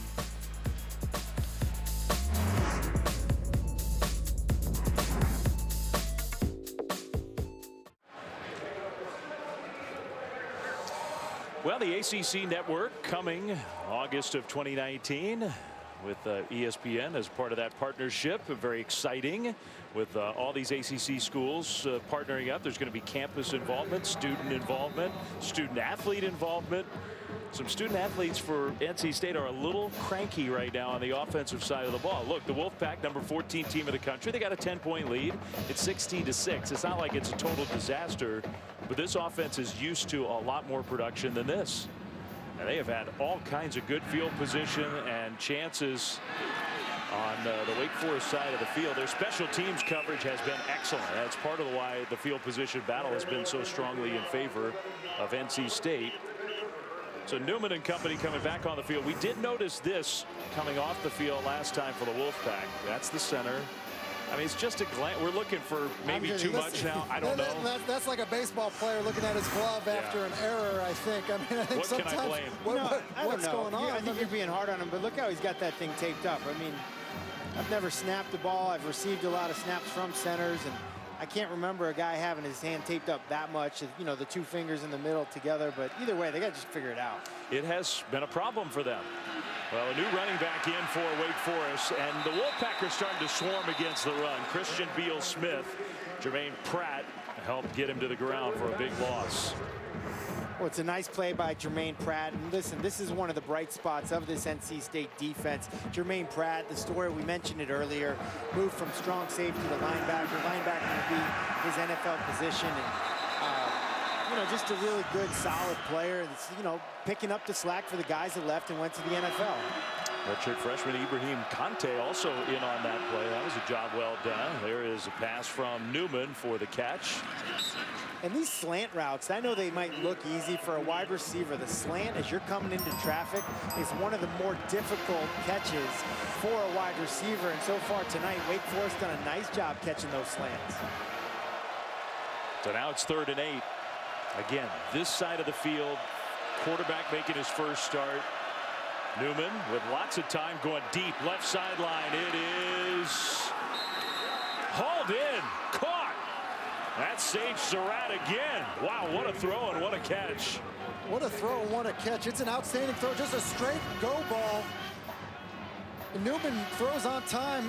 That is outstanding. One-handed. Surratt, a big guy, does a good job running, fighting for the football. Really could have had pass interference. Outstanding catch. And now the quick tempo. They're going deep to the other side, and a great catch on this side from Alex Bachman. Touchdown, Wake Forest. Well, you will not see two better back-to-back catches, and give the quarterback some credit too. The big gain to get into scoring position, and then that one to cash it in from 38 yards away. Well, maybe it's contagious, but Bachman, great hands, more of a possession receiver, but this is an amazing catch if it stands. Well done. Great throw, great catch, back to back. And Wake Forest trying to make a game of this. I think it should stand, even though the ball does touch the turf there. I think he had control of the ball. 4th touchdown of the year for Alex Bachman, who's not been healthy for much of the year. That was great. And this is a ball game with 2:05 to go in the 3rd quarter. Extra point up and good. The lead for NC State is just 3. Did you see that coming? I mean, it was 3rd down from deep in Wake Forest territory. I was getting ready to say this offense, they're basically being begged to throw the football. I mean, it was NC State's defense playing downhill on them. And so next thing you know, Wake says, all right, we're going to take some shots. and it's these wide receivers really doing an excellent job of adjusting to the football. This is one of the most amazing catches I've seen this season. That is a great catch. I mean, I'm already standing, or that would be a standing ovation. And then this one right here, again, well done by Wake Forest. You take those 50-50 balls that some people like to call them. Ryan Finley's calling them 70-30, but right there, that is an absolute wonderful job of execution by quarterback. And Matthew, you mentioned it. Bachman's really a possession receiver for them. He's not this guy that stretches the field, and so one go route after the next, and then that one to Bachman with an outstanding adjustment. All right, Wake Forest has more total yards, better yards per play, way worse field position. They have almost as many first downs as the Wolfpack and 2 pass plays, and they're right back in this game. Well, and Dave Clawson said it. Listen, in the first half, we just got to make sure Jamie Newman doesn't lose us the game. And in the second half, we need him to win us the game. And that's exactly how they're playing. That's how he's calling this. And, you know, you talk about a NASCAR race. You don't want to end the race or lose the race in the first couple laps. That one bounces, so it's going to be a short kick. And NC State's offense will start at the 25. Yesterday, you had a chance, guys, to visit with their offensive coordinator, Eli Drinkwitz.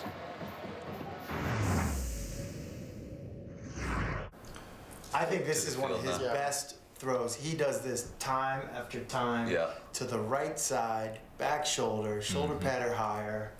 Do you think that's his best throw? He's pretty good at it. Yeah, he's pretty good at it. It's probably his most efficient throw as far as being an explosive throw. And then I thought this was just a good, solid, he does a good job getting depth from the line of scrimmage, and then he gets some unscheduled pressure and finds a way to get depth and knows, hey, my guy's still going to win. I just got to give him a catchable ball. He is probably one of the more athletic people on our football team, but he doesn't get credit for it because he runs so scared. What do you mean scared? What does that mean? I mean, he runs looking to get to the ground. One thing we like about Eli is insight, football acumen, but also honesty. Very honest about his quarterback. 2nd and 11 for Finley and NC State. Nice delivery across the middle. That's good for a Wolfpack first down to Jacoby Myers. I really liked our time with Eli Drinkwitz. You know, Tim and I both have been around a lot of different coaches and had great coaches, but Eli Drinkwitz is kind of one of these guys that you don't, I don't know, he's got like a Brad Stevens quality to him. Very, very intelligent. He doesn't necessarily, you know, have that name recognition, but we like him. We like him a lot. Finley looked to me like he almost stumbled. A couple different play fakes, and he drops one over the top, and there's an answer for NC State. That's the Wolfpack's version of the one-handed catch, Jacoby Myers. Yeah, one of the reasons we like Eli Drinkwitz is some of these creative plays. I mean, it's a play action, fake the around, and then a throw to one of these big wide receivers, and then a great adjustment by Myers. You know, we're talking about it. It's raining. That's an outstanding catch on an adjustment on a ball thrown right behind him. And these receivers are picking up their game. They're stepping it up. These last 3 catches have been nice. Because before that, the receiver play had been, I think, less than impressive. Finley scrambling and will flip it out of bounds. Incomplete. We had a drop touchdown pass on the last drive by a tight end. We've had lots of other drops from some of the best receivers on both sides of the field, not in the last couple of minutes. And I mentioned it to start the game with Greg Dortch. Sometimes the big lights, national television, Thursday night football, you can try to do too much. You can over try as a great athlete. And sometimes the thing you got to do is just relax and play. And so whatever was said at halftime, whatever was said at the, you know, on the sidelines, these guys are playing much better right now. Final seconds of the 3rd quarter. Still a lot of football to be played tonight. Maybe a much more competitive game than most people would have expected. Run around the corner for Ricky Person. Gets knocked out of bounds by Luke Masterson. It'll be 3rd down. The clock is rolling, and NC State may just decide to let those final seconds expire and get ready for a 3rd down play to start the 4th quarter. I would say, guys, a rather exciting end to our 3rd quarter with the spectacular catches on both sides, wouldn't you? Really nice. I mean, I don't know, my guy Randy Moss might want one of these on the You Got Moss segment, but really well done. I got to go with that first one. That was my favorite.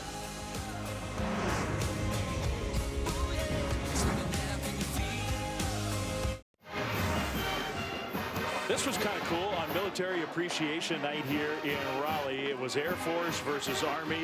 A little extra start on the tug of war, and who won? I like that. Air Force won it. This is kind of neat. You know, it's not just the players playing football competing out here.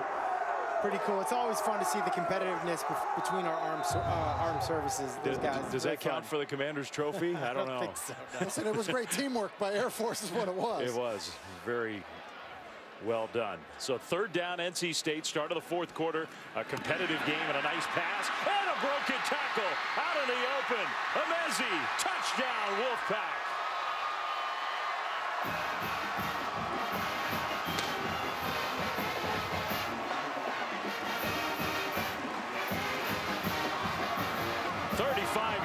The tug of war back in favor of NC State. First play of the 4th quarter.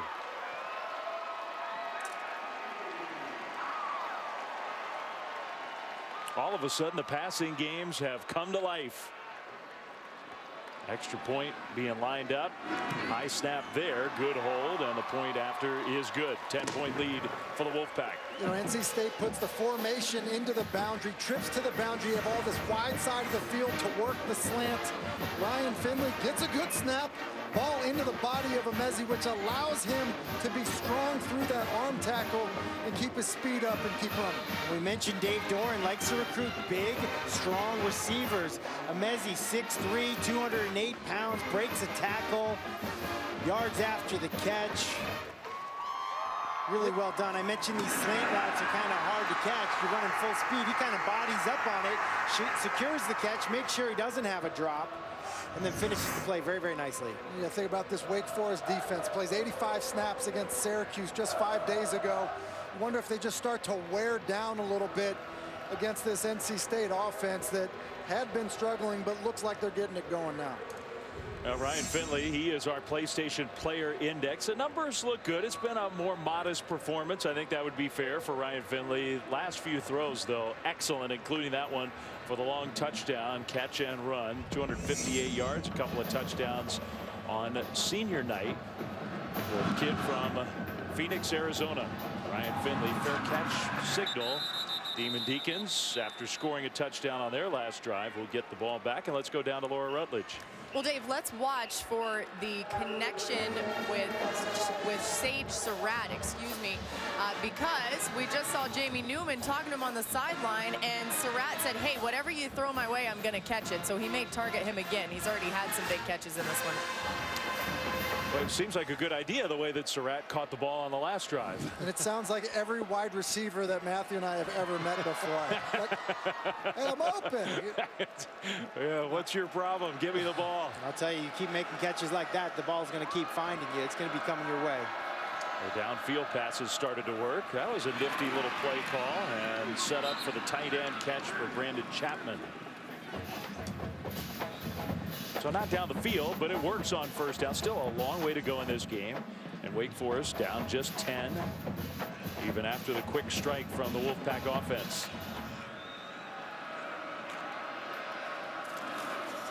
Newman handed it off. A little misdirection with the pass fake after the carry, but a gain that was not quite enough for a first down for Kearney. It's 3rd down coming up. That's 3rd and short. They're backed up near this student section once again. It's going to get loud, but this 3rd and 2, these are huge conversions. They're very makeable, and as an offensive coordinator, you want to be in these 3rd and 1 to 3 situations. Nobody in the backfield with Newman. He drops back and throws, and that one is number 14. Give me the ball. He makes the catch, first down. Listen, it was showing some confidence in the young quarterback. 3rd and 1, and you go empty. Good pass protection. Looks like the ball gets tipped. I think it did. Nice job staying with it by Surratt.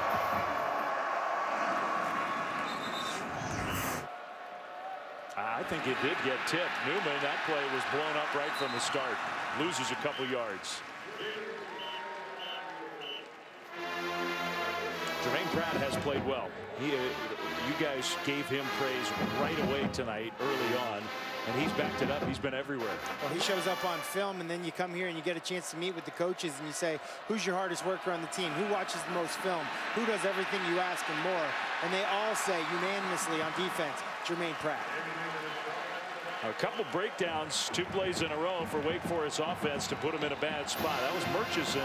We saw him limp off earlier, back on the field, made a play. 3rd and 13 coming up. And 3rd and 13 is exactly what you do not want. 3rd and 13, especially for a team that's primarily a running team, not ideal. Pressure again. Newman buying time. Newman goes down. Not enough time. Murchison gets the sack. You think about it, we saw this defensive line last year. We talked about all those guys going on to the NFL. Defensive line coach Kevin Patrick was a defensive lineman at the U at Miami with the Rock. He's done a nice job coaching these guys. Got some young guys that are starting to have an impact, play more snaps for that defense, and starting to make an impact on this game as well. Yeah, and he coached Jason Pierre-Paul, Bradley Chubb, and now guys like Holden, they're getting that coaching, and they're trying to step up and finish a game much like Chubb did last year. 4th down, the punt coming. And a nice high kick. Fair catch signal. Fair catch made at the 31-yard line. They produce defensive linemen here in Raleigh, don't they? Well, it's known as QBU, but could be called D-line U after last year. All 4 guys getting drafted, and these young guys just said, hey, man, it's our turn. We're making plays.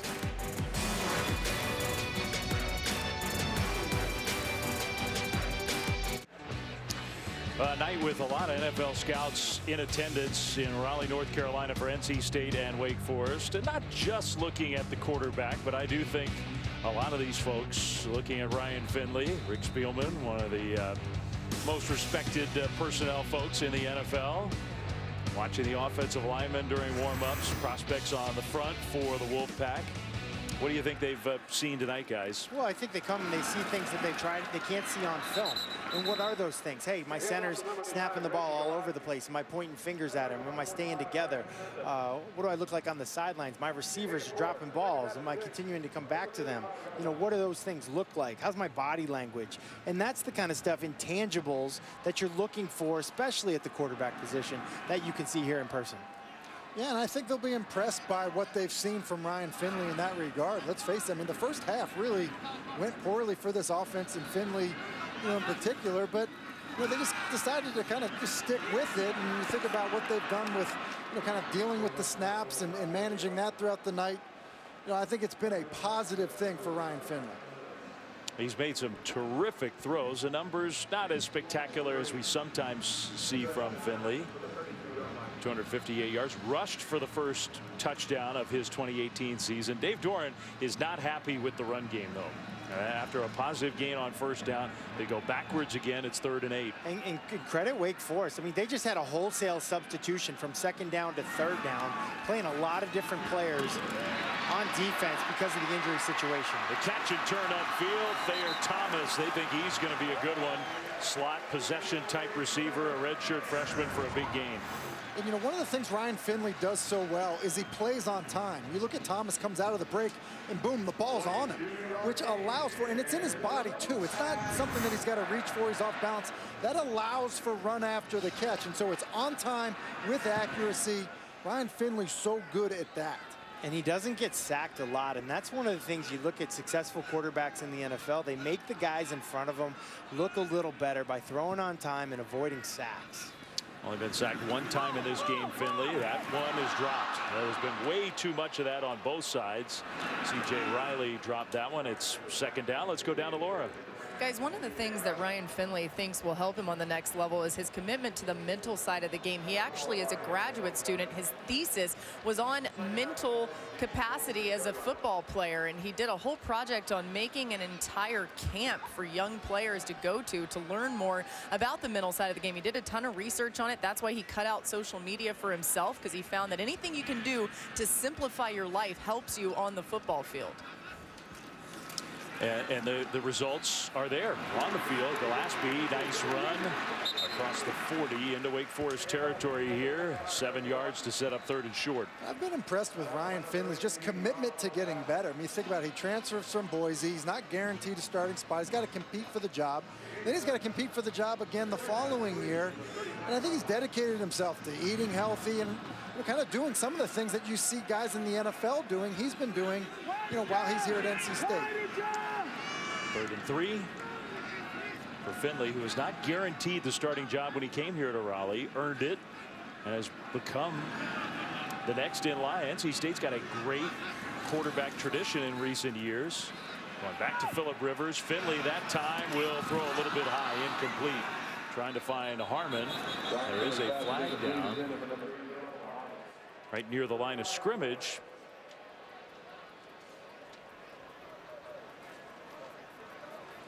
This would be an interesting decision for Wake Forest to take the penalty or not. It's a spot of the field where NC State could go for it. Offense number 71. Penalties decline. 4th down. So it's 4th down here for Dave Doeren. They decline the penalty, and he's going to go for it. I wonder if Dave Clawson wants to change his mind, knowing that they're going to go for it now. That's the risk you take. You decline the penalty, and now you've got a 4th and 4 situation with a pretty good offense. And look at that, 70% conversion rate on 4th down. That's, I would say, strong to quite strong. They like to go for it, and they're good at it. It's a good combination. 4th and 3. Big play for the Wake Forest defense. They bring some pressure, but it was picked up down the sideline, and a perfect delivery. The ball pops out, though. I thought, again, that was a chance for a catch. We'll have to watch it. Dave Clawson's pumped up C.J. Riley. It looked to me like a great throw, but incomplete, and NC State turns it over on downs.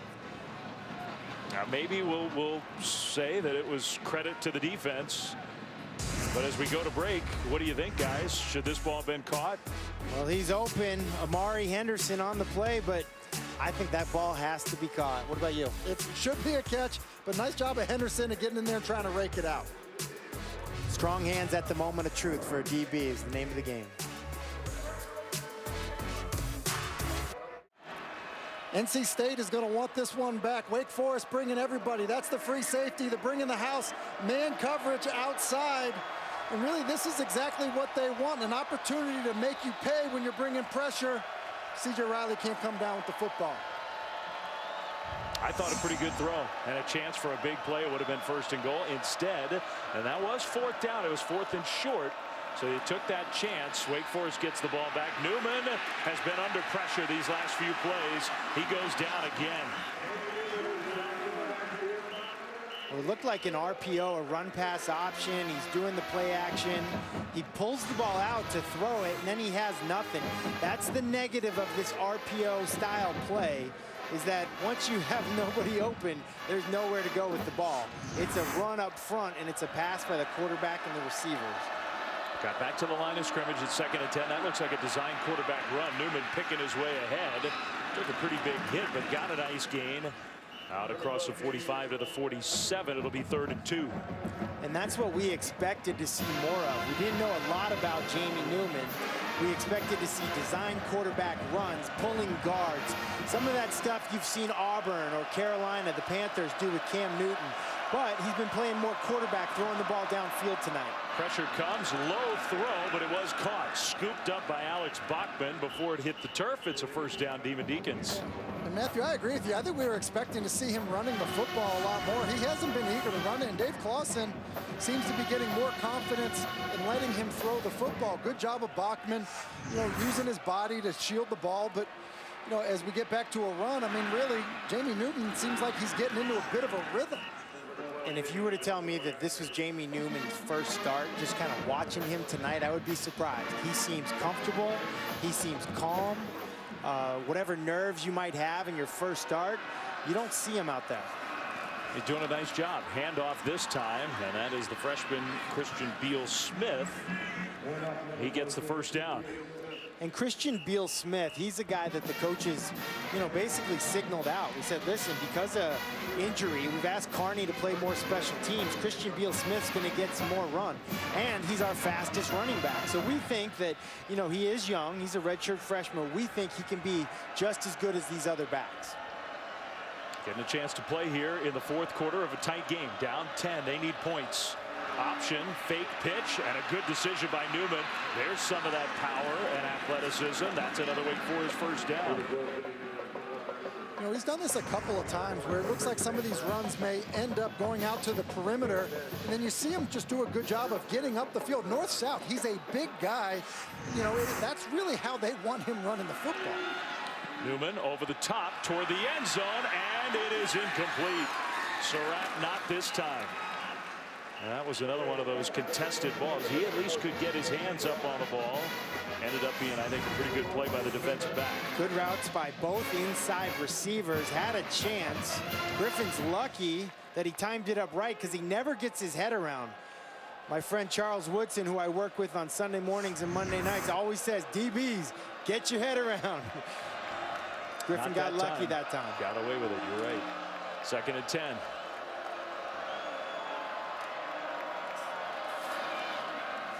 Newman, this time to the right side. Bachman went up and snared it. Another nice catch for number 1. I've been impressed with Bachman tonight. This is another good throw, but Bachman, we mentioned possession receiver, great hands, had the amazing catch on the touchdown.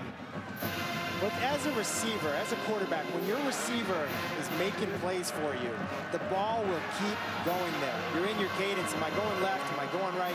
You know what? I'm going right. This guy, I've been feeding him. I trust him. The ball's going to keep coming your way. 3rd and 2, big play for the Demon Deacons. Maybe in a spot, although you're in field goal range, you could take the 3 points, but you need points. You got to be thinking touchdown here. That's what I would think. 3rd and 2. Newman in the pocket. Over the top, he's got his man Dortch. Touchdown.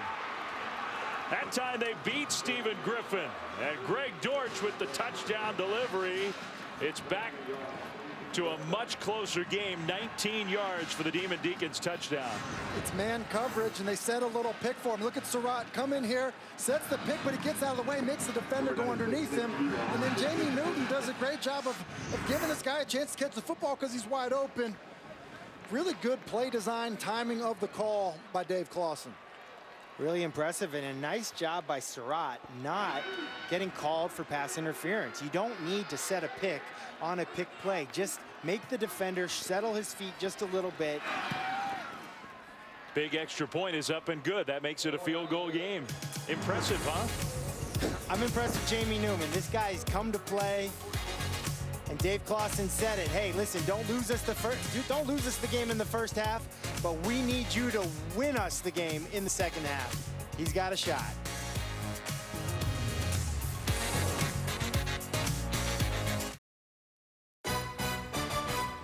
ESPN Thursday Night College Football is presented by Dave & Buster's, the only place to eat, drink, play, and watch sports. And in part by Ford. Built Ford proud. It's been a beautiful couple days in Raleigh, North Carolina. A lot going on here in what they call the Triangle.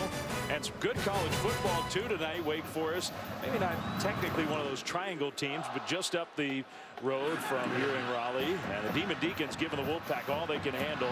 Kick return here for NC State. Their offense back on the field. But why don't we look at the touchdown throw from Wake Forest one more time. It's a great play design. You see Sage Surratt's going to go and set this pick. Really, he needs to make the defender go underneath him so that Dortch can get up the field without the defender playing over the top. Matthew made a great point. You don't need to make contact with him. Just force him underneath. That's how he gets so open. I've thrown touchdown passes on a play like that where the wide receiver makes contact and it comes back for a penalty flag. So well done by Sage Surratt. The humble brag on you throwing a touchdown pass. Sure was. Toot.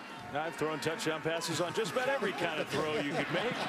A little short completion left side to Person. Well, we got 2 quarterbacks here. It's been fun to watch you guys. Now there is an NC State player down on the field. That looks like Justin Witt, the right tackle. He's in some pain. So hopefully Justin is okay. First-year starter. Sophomore has been a little banged up lately, while the Wake Forest offense has a chance to catch its breath on the sideline. Demon Deacons offense has come to life.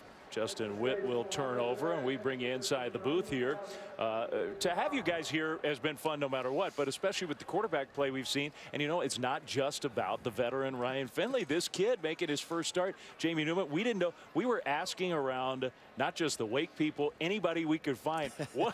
You were searching the concourse. Who watched him play in high school? You went and found a reporter that covered him in high school looking for a scouting report. What did he tell you? I got, he liked to play basketball, okay, and he was this big in 9th grade. That's it.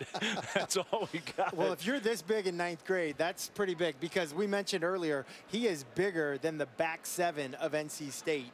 He's a big kid. He looks like Cam Newton. Tonight, he's been playing like Cam Newton. I've been impressed. But the story that he is kind of writing for himself is that he's a pretty good quarterback. Yeah. In his first start, I've been really impressed with him. I mean, I just think the poise that he's shown in the passing game, I mean, Jamie Newman has really been fantastic. He's made some plays running the football.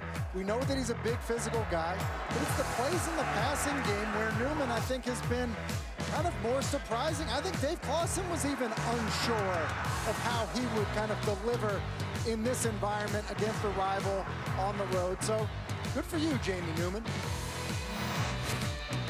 It's not just that this is his first start either. He's been so banged up most of this. He's hardly practiced this season since fall camp. He got hurt at the end of fall camp. Finley to his favorite target. Harmon another catch. That's his 12th of the game, and he goes over 100 yards. 13 targets for Kelvin Harmon, first down Wolfpack. Well, Kelvin Harmon's a guy you're going to be watching play in the NFL. I've been really impressed with him.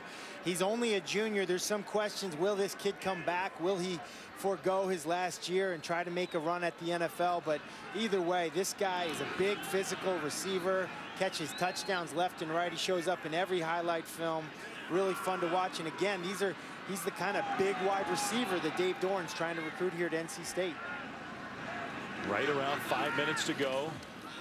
And off left side running and bouncing it outside. That's Person. Penalty flag thrown behind the play, so this one could be coming back. And on top of that, we have another NC State lineman down.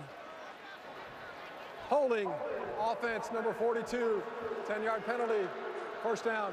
Hold against the tight end, and that's Tyrone Prescott, the left guard, who is on the turf. So the front getting beat up for the Wolfpack. We'll step aside briefly and come back right after this.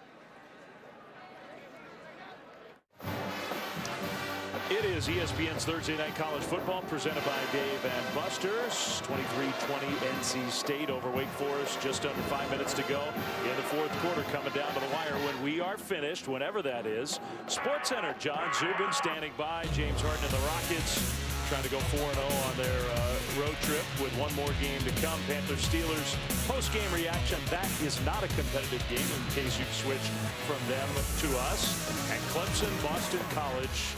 The breakdown with the Tigers going on the road. Game day will be there on Saturday.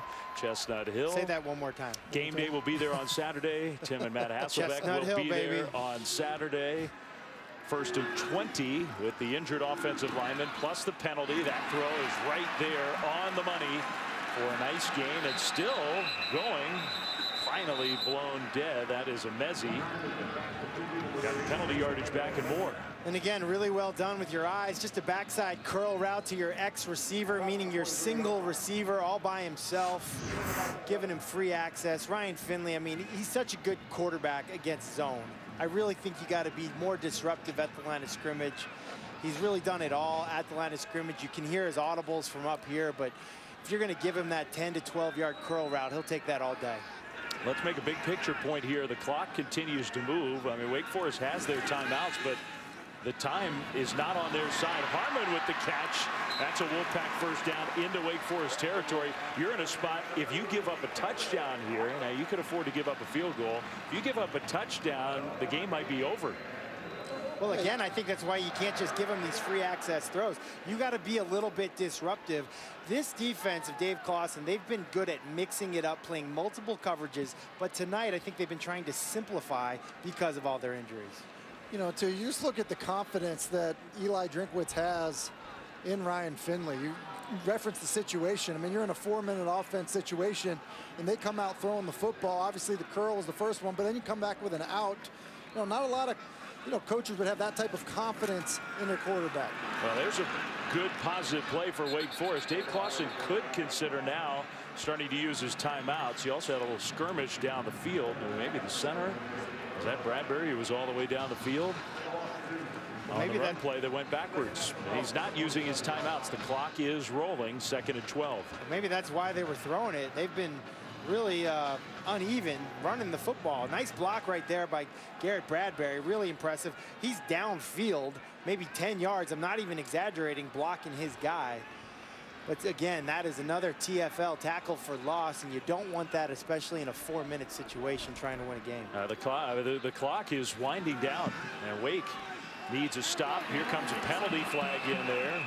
The pass was completed for a short gain. The whistle will stop the clock for now. I think that one's going against the Demon Deacons. Personal foul, hands to the face, defense, number 93, 15-yard penalty, first down. Wow, that's a crippler. It was going to be 3rd down and long, and a chance to get that just much needed stop for Wake Forest. Instead, it's a first down, NC State. Well, Zeke Rodney's a pretty good player. I like this kid on film, but you know, he gets the hands up into the face and they're going to call that. It's unfortunate. You know, those guys are battling in there.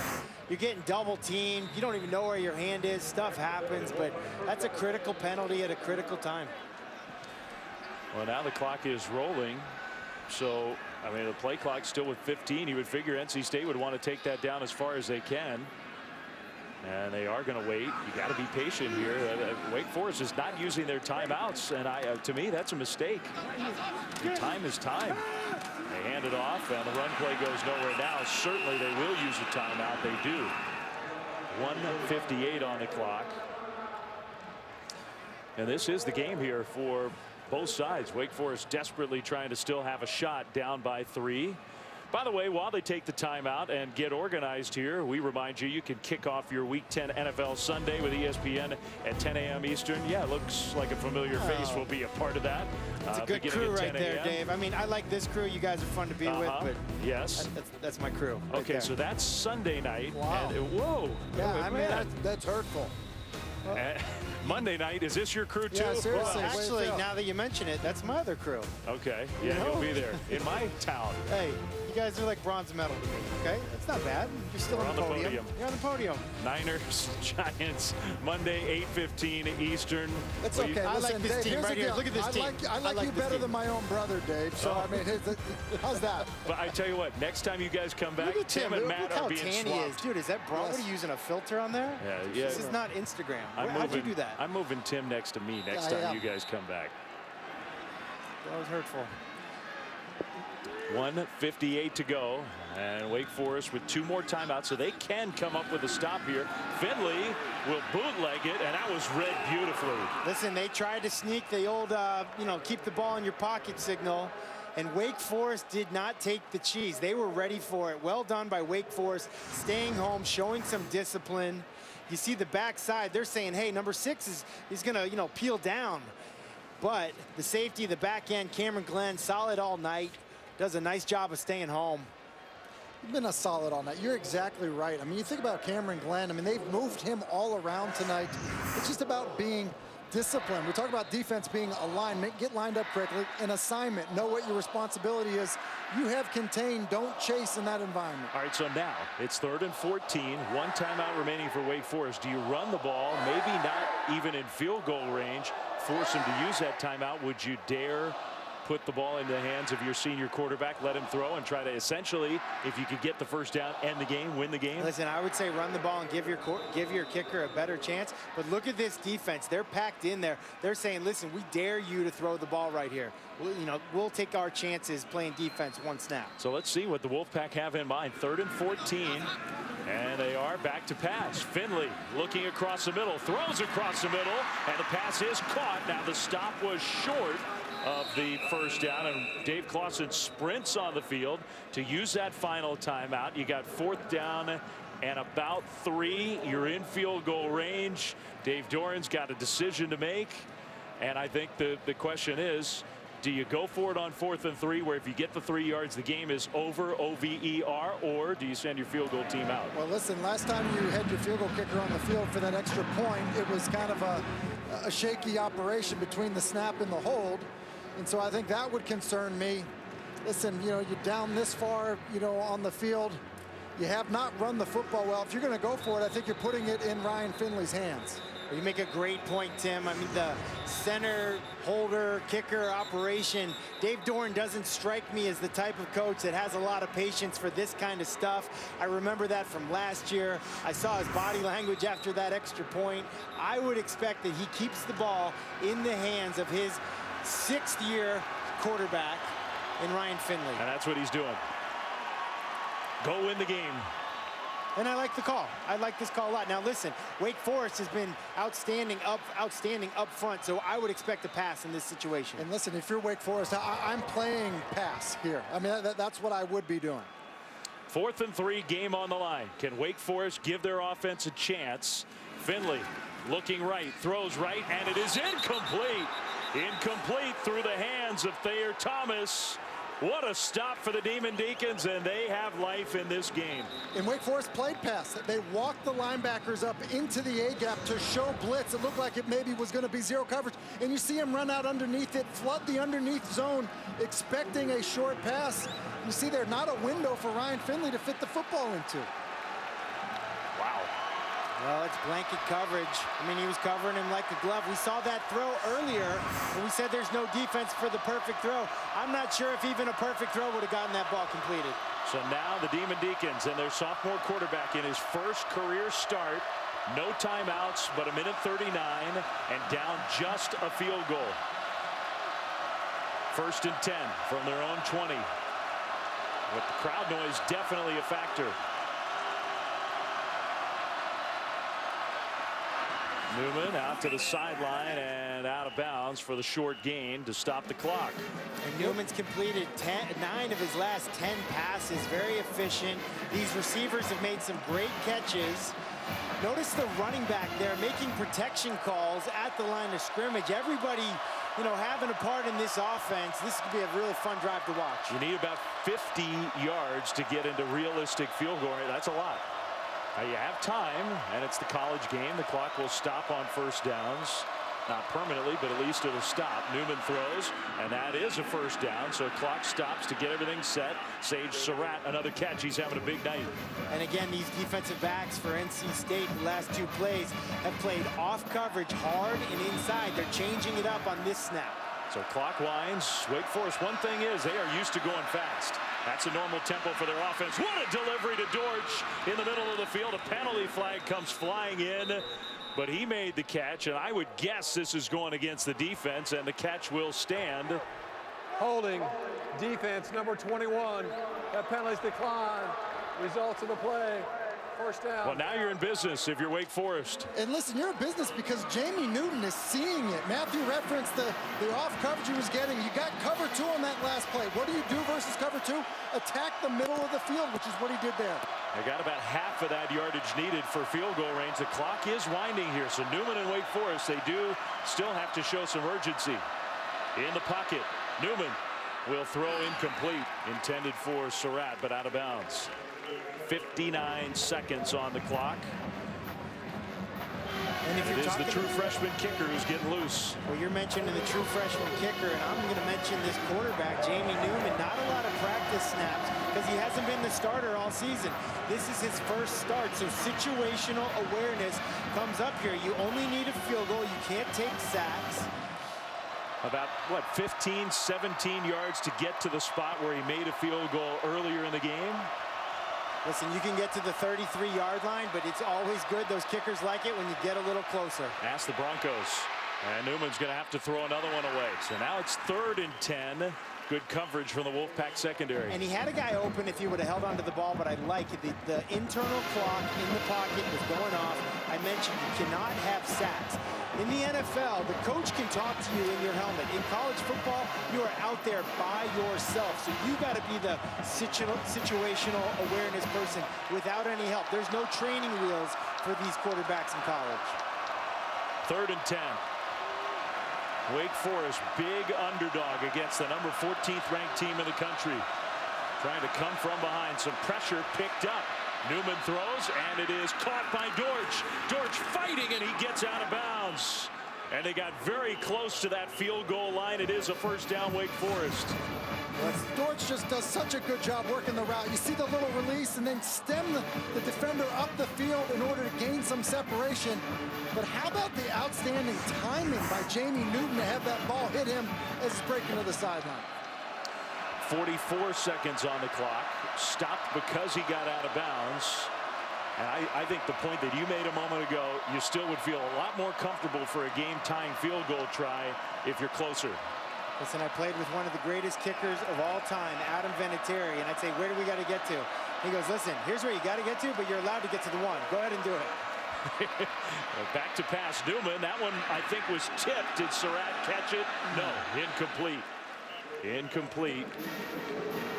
Clock stops there. He's saying he did catch it. That's what he's arguing. Well, let's take a look. Wow, he might have. I think he did. He might have. Do you trust he was his high school class valedictorian. You know, I usually can trust those guys. Now, why wouldn't the replay officials stop and at least take a look at that? I mean, that's their job, so they will. Pass. That play is under further review. Now yeah, here. You tell him, Dave. All right, first things first, our college football playoff rankings are presented by PlayStation 4. So we have a quick moment. We've been talking about NC State number 14, top 10 with Alabama, Clemson being tested on the road. Anybody else going to be tested? I mean, Ohio State having to go to East Lansing, Michigan State. Buckeyes still feel like they have playoff chances. Should I do it? I mean, were you talking about someone being being tested on the road? Were you talking about that? That will be the test. Okay, this is the play. And here's the thing. If they decide that is a catch and you're Wake, you got to be ready to go because it was not a first down catch. The clock will wind as soon as they get the ball down. So you got a chance to get organized here, but I think you would definitely take the yardage. And what do we think? We can take a little straw poll here. I'm saying catch. What are you saying? Well, here's the thing. I think that if it had been ruled a catch, that it would be upheld. You know, I think the fact that you have to overturn it, so which means. I think he caught it. Listen, I agree with you, but you can't see the other side of that football, and if it's on the ground when it's still kind of moving into his body. Tim, why are you a hater, dude? That's a catch. That's a catch all the way. Let me tell you something. If I threw it, it would definitely be a catch. I'd be saying it was a catch. I think he caught it. The replay officials, and they know this is a big call. We got 37 seconds left in the game. Wake Forest with the ball, down by 3, into field goal range, but long field goal range. But Dave, you bring up a great point, because if that's a catch and it's in play, the clock is going to run. And I'm sure that's what Dave Clawson is saying. You know, he's got to prepare his quarterback for both scenarios right now. He's got to talk to him about that. After further review, the ruling on the field stands. And that's the language that tells you that they just couldn't tell. I thought it was a catch, but I hate when I'm wrong, especially when I'm wrong and he's right. It happens a lot, and so I'm surprised he's not used to it by now. 37 seconds to go. 8th play of the drive coming up here, and they've gotten down the field in a hurry with some chunk plays. Essentially, that does buy you an extra timeout. I mean, you did have time to take a breather, talk to your coach on this. Something good came out of that, even though Wake didn't get the call. Newman all alone in the backfield. Pressure comes, and he gets rid of it. Across the middle, and down the middle, toward the end zone. Touchdown! Frudenthal, the tight end. And there was a collision that helped spring him free, 32 yards. And they are stunned here in Raleigh. It's a 3-point lead for Wake Forest. Forget about the field goal with a huge extra point coming up. Wow.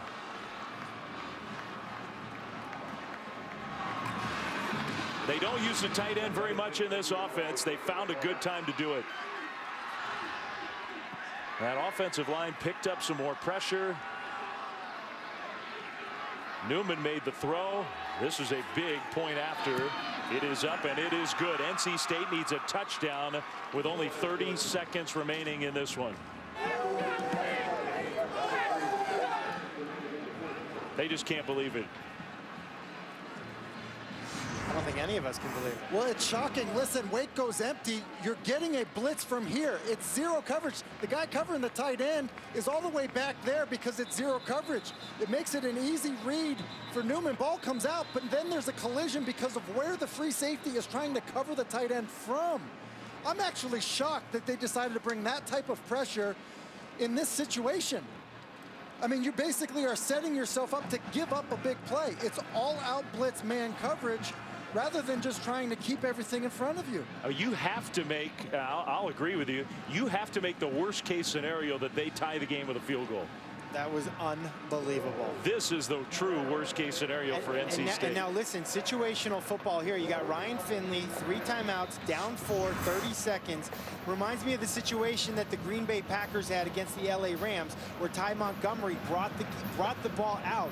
If you got a chance to get a touchback here, you should take it. They're going to kick one high and angled and a muffed catch. This is going to cost time and probably field position. Yeah, both. A penalty flag comes in. Just a disaster for NC State. 9 seconds. They're going to start at about the 10. And that may take away their chances to come from behind in this game. That's exactly the situation that I was referring to. During the return, holding, receiving team, 10-yard penalty. First down.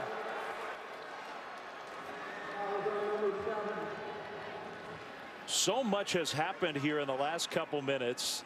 The broken play by the defense to allow the touchdown to put Wake ahead when they were lining up to get into field goal range to try to tie it. How about NC State going for it on 4th down, not converting, Wake using its timeouts and holding on defense.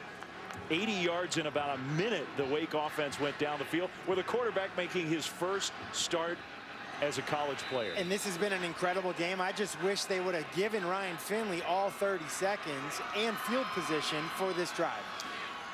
No fair catch, and now that is doing you no good whatsoever. You got to call the timeout. I mean, you can't do that. And NC State fans are cranky, and I don't blame them. No, that's when Ryan Finley doesn't just, give Harmon a good ball. If he gives him a good ball, he can stay up and get out of bounds. You're not forced to take the timeout. But even if he gets out of bounds, that's precious seconds for a minimal gain. I mean, you got 15 seconds on the clock. You got to get to the end zone. You're down 4. They have to go deep down the field now, don't they? Well, I think you do now. I mean, you certainly do. And then, with the college rules of, getting the clock stopped when you get a first down is another reason you do that, Dave. I don't know that you got to go all the way downtown, but you got to get at least 10 yards on each of these throws. You got to find a way. Pass protection's been decent all night. You got to find a way. These completions have to be at least 10 yards down the field. I mean, I guess at minimum in 10 seconds, you got to get to about midfield to even have a prayer to heave one up and have some kind of shot. Well, listen, those funk plays we were talking about earlier, I don't know if they got one for this situation, but they're going to need a trick. Everybody here is just stunned, including us. And what a performance by Wake Forest. Finley will throw, and that one is caught. 9 seconds. They will stop the clock on the catch. And I would assume NC State is, well, they're not. Yeah, they are using the timeout. They have to. You can't let even one more second wind off as you get organized. So now one more play to try to get in position for a throw to the end zone, something like that. I think that's the key. If you feel like you have a target range where Ryan Finley can reach the end zone, you're trying to just work the sideline to give him an opportunity to be able to heave it all the way down the field. And we have mentioned several times, Dave Doran been recruiting tall wide receivers. I mean, you think about the height differential for this wide receiver group. I mean, Kelvin Harmon, the leading receiver, every bit of 6'3". And so if you can get into a position where your quarterback can reach the end zone, who knows? You got a shot. 363 yards, a touchdown, no interceptions, a touchdown run for Ryan Finley. And yet, I'm sure, a very desperate feeling right now because that guy has played a heck of a game, and his teammates have as well. Undermanned, big underdogs. Wake Forest in the super prevent defense now. Finley, clock winding, will throw to the sideline, and they do get out of bounds near midfield. 4 seconds, probably for your final shot here, right? I mean, listen, you snapped it with 9 seconds. You ran a 5-yard out. There's 4 seconds left on the clock. I will say this, Ryan Finley can reach from here. Yeah. I mean, if that was your goal, you know, you've achieved your goal to getting in range.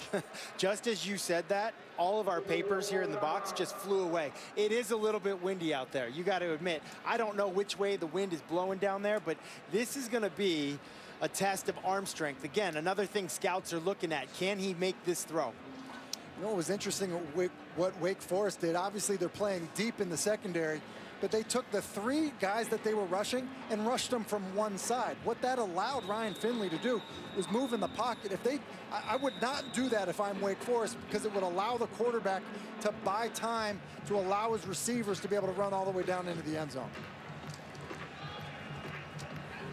All right, before they run the final play, Laura, you got something on the sideline? Well, you guys are talking about the wind. As Ryan Finley is facing where he is on the field, it will be hitting him pretty hard from his right side. Okay, good point. As we set up here, I do believe one of those players down at the end zone goal line for Wake Forest is their wide receiver, Scotty Washington, playing defensive back here, bigger guy. Sage Surratt, I think, is back there as well. Should be the final play. Finley will step up and get everything he can into the ball and heave it toward the end zone. Here we go. Jump ball is intercepted. Intercepted, Wake Forest. What a win for the Demon Deacons on the road against a top 15 team. Stunning. Ryan Finley and the Wolfpack, 27-23, the final score. So I think Laura made a good point about the wind. You know, the wind kind of in his face. The ball doesn't quite get there, and as you mentioned, you got big receivers down there playing free safety. I thought this was a well-executed play by both the offense and the defense. The throw's not really as high as you'd like, but what a win for Wake Forest. What an opportunity for Jamie Newman, and he took advantage of it. Big win on the road. Very impressed. Really a great football game. Starting quarterback hurt, starting tailback hurt, your defense decimated, moving people around, and somehow you beat a top 15 team away from home. Impressive. Dave Clawson said Jamie Newton had to win the game in the second half. He did just that. Great job by Tim, by Matt, by Laura. Dave Fleming saying so long. What a night here in Raleigh for the Demon Deacons of Wake Forest. They win 27-23.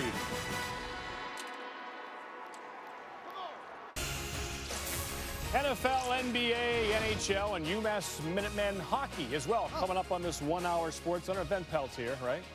Yes. Okay. That was a good college football game. No question about it. Unbelievable rally in Raleigh from the Demon Deacons. Our Laura Rutledge standing by with Wake Forest head coach Dave Clawson. They're on the brink of bowl eligibility. Yeah, Dave Clawson's right over there, but we actually have Jamie Newman, who's the star of the night. And Jamie, as you had just realized that you had won this game, you ran onto the field with your fist in the air. What were you thinking about?